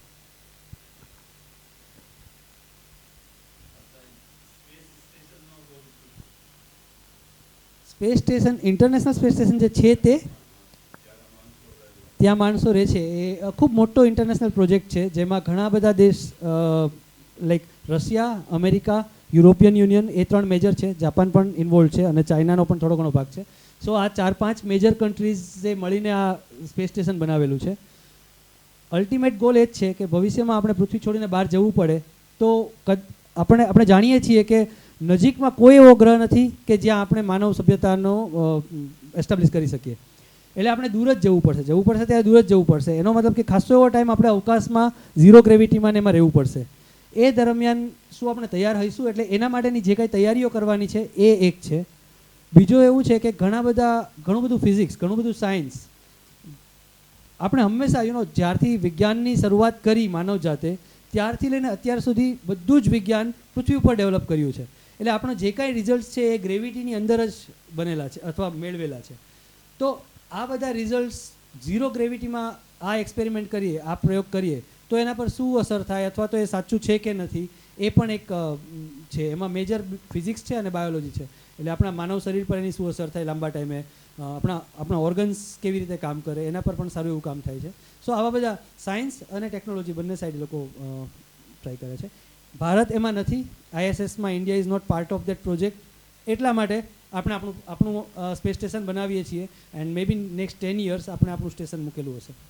દુનિયાની સરખામણીમાં અમેરિકા હજુ પણ લીડર છે, રશિયા પણ ટેકનોલોજીકલી લીડર છે. એક સરસ તમને નાની એવી વાત કહું. હું જ્યારે અમેરિકા હતો ત્યારની જ વાત છે. આ સ્પેસ સ્ટેશનની સાથે જ સંકળાયેલી છે, પણ હું પહેલાં કહી દઉં. અમેરિકા, રશિયા, યુરોપિયન યુનિયન, આ 3 મેજર એજન્સી છે જે ભારત કરતાં આગળ કહી શકાય સ્પેસ ટેકનોલોજીમાં. અમુક વસ્તુ એવી છે જે ભારતે કરી છે જે એ લોકોએ નથી કરી, પણ એનું કારણ એ છે કે એ લોકોને જરૂર નથી કરવાની, એટલા માટે નથી કરી. જેમ કે આપણે ચંદ્ર પર મોકલીએ તો આપણે સ્લિંગશોટ ટેકનોલોજી, આપણે શું કરીએ છીએ કે પહેલાં પૃથ્વીની ઓર્બિટમાં મૂકી દઈએ, પછી પૃથ્વીની ઓર્બિટમાં ફરતું હોય એ દરમિયાન બરાબર એક એંગલ પર આવે ત્યારે એની સ્પીડ વધારીને એને એંગલ ચેન્જ કરીને નેક્સ્ટ ઓર્બિટમાં મૂકીએ. એટલે પેલું ગોફણ રીતની રીતે, સ્લિંગશોટની રીતે મોકલીએ છીએ. એ લોકો યુરોપિયન યુનિયન, અમેરિકા અને રશિયા એવી રીતે નથી મોકલતા. એ લોકો ડાયરેક્ટ ચંદ્ર પર મોકલે છે, અહીંથી સીધું જ ચંદ્ર પર જાય. એનું કારણ એ છે કે એ લોકો પાસે એટલા પાવરફુલ એન્જિન ને ટેકનિક છે જે આપણી પાસે નથી. આપણી પાસે એટલા પાવરફુલ એન્જિન હજુ સુધી નથી, એટલે આપણે આ ઇનડાયરેક્ટ મેથડનો યુઝ કરીએ છીએ. પણ રશિયા, અમેરિકા, યુરોપિયન યુનિયન, આ 3 તો આપણાથી આગળ હતા જ. ચાઇના અત્યારે કદાચ એ લોકોથી પણ આગળ છે. China is way ahead. અને ચાઇનાનું એવું છે કે ચાઇનાનું જે ગ્રોથ અને ડેવલપમેન્ટ છે બહુ ફાસ્ટ છે. ચાઇના 1990 સુધી ઇન્ડિયાથી પણ પાછળ હતું. 1995 સુધી ઇન્ડિયાથી પણ પાછળ હતું. એ લોકોએ ક્યારેય સ્પેસને એટલું ઇમ્પોર્ટન્સ નહીં આપેલું, પણ 95થી એમણે શરૂ કર્યું. અને અત્યારે China is the only country કે જેણે ચંદ્રની બીજી બાજુ પણ યાન ઉતારેલું છે, જે હજી સુધી યુરોપિયન યુનિયન અને અમેરિકા પણ નથી કરી શકતા. સો ચાઇના ખૂબ આગળ છે. છેલ્લા 20 વર્ષમાં ચાઇનાએ ખાસું ડેવલપમેન્ટ કર્યું છે. ભારત કરતાં ઘણું આગળ છે, પણ ભારત પોતાની રીતે પોતાના પેસ પર સારું એવું ડેવલપમેન્ટ કરે છે. જે ઇન્ટરેસ્ટિંગ વાતો તમને કહેવાનો હતો એ આ હતી કે ઇન્ટરનેશનલ સ્પેસ સ્ટેશનમાં જે રીતે અમેરિકા, રશિયા યુરોપિયન યુનિયન એ મેજર એજન્સી છે જે એને ઓપરેટ કરે છે. એટલે આ 3-4 દેશ અને એમના જે એસોસિએટ દેશ છે બેલ્જિયમ ને એ બધા, એના દેશના વૈજ્ઞાનિકો ત્યાં ઉપર જતા હોય છે, રૂટીનલી જાય, ત્યાં જાય 3 મહિના રહે, 4 મહિના રહે, પછી પાછા આવે. હમણાં ગયા મહિને જ 3 ગયા છે એસ્ટ્રોનોટ્સ. આ જે લેવા મૂકવાનું કામ છે ને એ શરૂઆત અમેરિકાએ કરેલી, નાસાએ કરેલી, પછી યુરોપિયન એજન્સી કરતી હતી. છેલ્લા લગભગ 10-15 વર્ષથી માત્ર રશિયા કરતું હતું, 10 વર્ષથી. ધીરે ધીરે શું થયું કે પછી એ ટેકનોલોજીની જરૂર નહોતી, રશિયાએ સસ્તા ભાવે કરી આપતું હતું પ્રમાણમાં. ઇટ ઇઝ ઇકોનોમી, સાયન્સ અને ઇકોનોમી સાથે ચાલતું હોય, પ્રમાણમાં સસ્તા ભાવે કરી આપતું હતું. એટલે અમેરિકાએ ધીરે ધીરે એ જે રોકેટ હતા જે એ લોકો યુઝ કરતા હતા મૂકવા માટે, એ રોકેટનું ઉત્પાદન બંધ કરી દીધું. એટલે એ રોકેટ ઓપરેટ કરવા, એ રોકેટમાં બેસવા, એ રોકેટને ચલાવવા માટેની જે ટેકનોલોજીમાં ટ્રેન થયેલા એસ્ટ્રોનોટ્સ હતા એ પણ ધીરે ધીરે ફેઝ આઉટ થઈ ગયા, એ લોકો રિટાયર્ડ થઈ ગયા. એક ટાઈમ એવો આવ્યો 10-15 વર્ષના સમયગાળામાં કે અમેરિકા એ ટેકનોલોજી ભૂલી ગયું. એવું આપણે ઓફિશિયલી ના કહી શકીએ ભૂલી ગયું, કારણ કે ટેકનોલોજી એમની પાસે હતી, પણ એ જે હાથ પર નહીં રહી એ ટેકનોલોજી એમની, ધીરે ધીરે આઉટડેટ થઈ ગઈ. એમની પાસે જે રોકેટ હતા આઉટડેટેડ થઈ ગયા, એ લોકો અપડેટ નહીં કર્યું. સો હવે અમેરિકા સંપૂર્ણ રીતે, અમેરિકા અને યુરોપિયન યુનિયન પણ સંપૂર્ણ રીતે રશિયા પર આધારિત હતા એમના અવકાશયાત્રીઓને ઉપર મોકલવા માટે અને ઉપરવાળાને નીચે લાવવા માટે. 2014માં હું જ્યારે અમેરિકામાં હતો ત્યારે પહેલી વાર રશિયાએ યુક્રેન પર આક્રમણ કર્યું. યુક્રેનનું જે ક્રિમિયા નામનું એક પ્લેસ છે એના પર આક્રમણ અત્યારે પણ ચાલુ જ છે એ વસ્તુ. 2014માં આ ફર્સ્ટ અટેક કરેલો યુક્રેન, કારણ કે યુનો મતલબ જે પેલા નાટોનું પાર્ટ બનવાનું હતું, એટલે અમેરિકા એના સપોર્ટમાં હતું. એટલે અમેરિકાએ રશિયા વિરુદ્ધ અમુક પેલા ડિક્લેર કર્યા કે ભાઈ સેન્કશન ડિક્લેર કર્યા કે જો તમે યુક્રેનમાંથી પાછા નહીં જાઓ તો અમે તમને આ ટેકનોલોજી નહીં આપીએ અને તે નહીં આપીએ, અને એ બધી ઇસ્યુઝ થઈ. થોડા ઘણા એ લોકોએ સેન્કશન્સ લગાવ્યા. રશિયાએ કીધું કે જો એવું હોય તો તમારા જે 3 અવકાશયાત્રી ISSમાં છે એને અમે નીચે નહીં લાવીએ. લિટરલી એ ડિક્લેર કરેલું રશિયાએ કે then we don't give you the rocket, like અમે લોકો તમને હવે આ ફેસિલિટી નહીં આપીએ, બિકોઝ અમે જેમ તમે અમને સેન્કશન આપો અમે પણ કરીએ. અમેરિકાને સમજાયું કે કોઈ પણ ટેકનોલોજી આવી રીતે કોઈના હાથમાં પૂરેપૂરી ના આપી દેવાય. અમેરિકાને તો સમજાયું, ભારત નહીં સમજાયું. 2014 પછી આપણે આખી અમુક ટેકનોલોજી જે બંધ કરી દીધેલી એ ફરીવાર ચાલુ કરી કે આવી રીતે. એમાંની એક ટેકનોલોજી સેમિકન્ડક્ટર ટેકનોલોજી. સેમિકન્ડક્ટરમાં અત્યારે ભારત ખાસું ફંડિંગ કરે છે અને ઇન્વેસ્ટમેન્ટ કરે છે. ગુજરાતમાં સાણંદ પાસે આખો એક ચીપ ડેવલપમેન્ટનો પ્લાન્ટ આવે છે. આનું જે જ્ઞાન, બ્રહ્મ જ્ઞાન લાદ્યું ને એ આ 2014માં રશિયા જ્યારે કીધું ને કે અમે તમારા અવકાશયાત્રીઓને નીચે નહીં લાવીએ, ત્યારે લાદ્યું કે આવું જો ભારત સાથે થાય. અને થયું પણ. વચ્ચે હમણાં જ્યારે ચાઇના સાથે આપણે ચાઇનાની અમુક એપ બેન કરી દીધી ને, ત્યારે ચાઇનાએ પણ અમુક ચીપ આપણને આપવાનું બંધ કરી દીધું. અને એ ટાઈમ એવો હતો કે એમેઝોન પર પણ મોબાઈલ નહોતા મળતા, કારણ કે મોબાઈલ મેન્યુફેક્ચરિંગની જે અમુક major chip and power ICs છે એ ખાલી ચાઇનામાં બને છે. એટલે ત્યારે આપણને સમજાયું કે અમુક ટેકનોલોજી આવી રીતે કમ્પ્લીટલી કોઈના પર આધારિત ના રહી શકાય. એન્ડ બીજા જ વર્ષે ભારતે આજે નેશનલ સેમિકન્ડક્ટર મિશન સ્ટાર્ટ કરીને આઈસી ડેવલપ કરવાનો પ્રોજેક્ટ બનાવવાનું ચાલુ કર્યું. અમેરિકાએ પણ ત્યાર પછી પ્રાઇવેટ સેક્ટરને ખુલ્લી છૂટ આપી દીધી. અને અત્યારે જે હમણાં 1 મહિના પહેલાં જે 3 યાત્રીઓ ગયા એ નાસાએ પણ નથી મોકલ્યા, રશિયાએ પણ નથી મોકલ્યા, યુરોપિયન યુનિયને પણ નથી મોકલ્યા. એ ગયા છે પ્રાઇવેટ યાનમાં બેસીને, મસ્કના.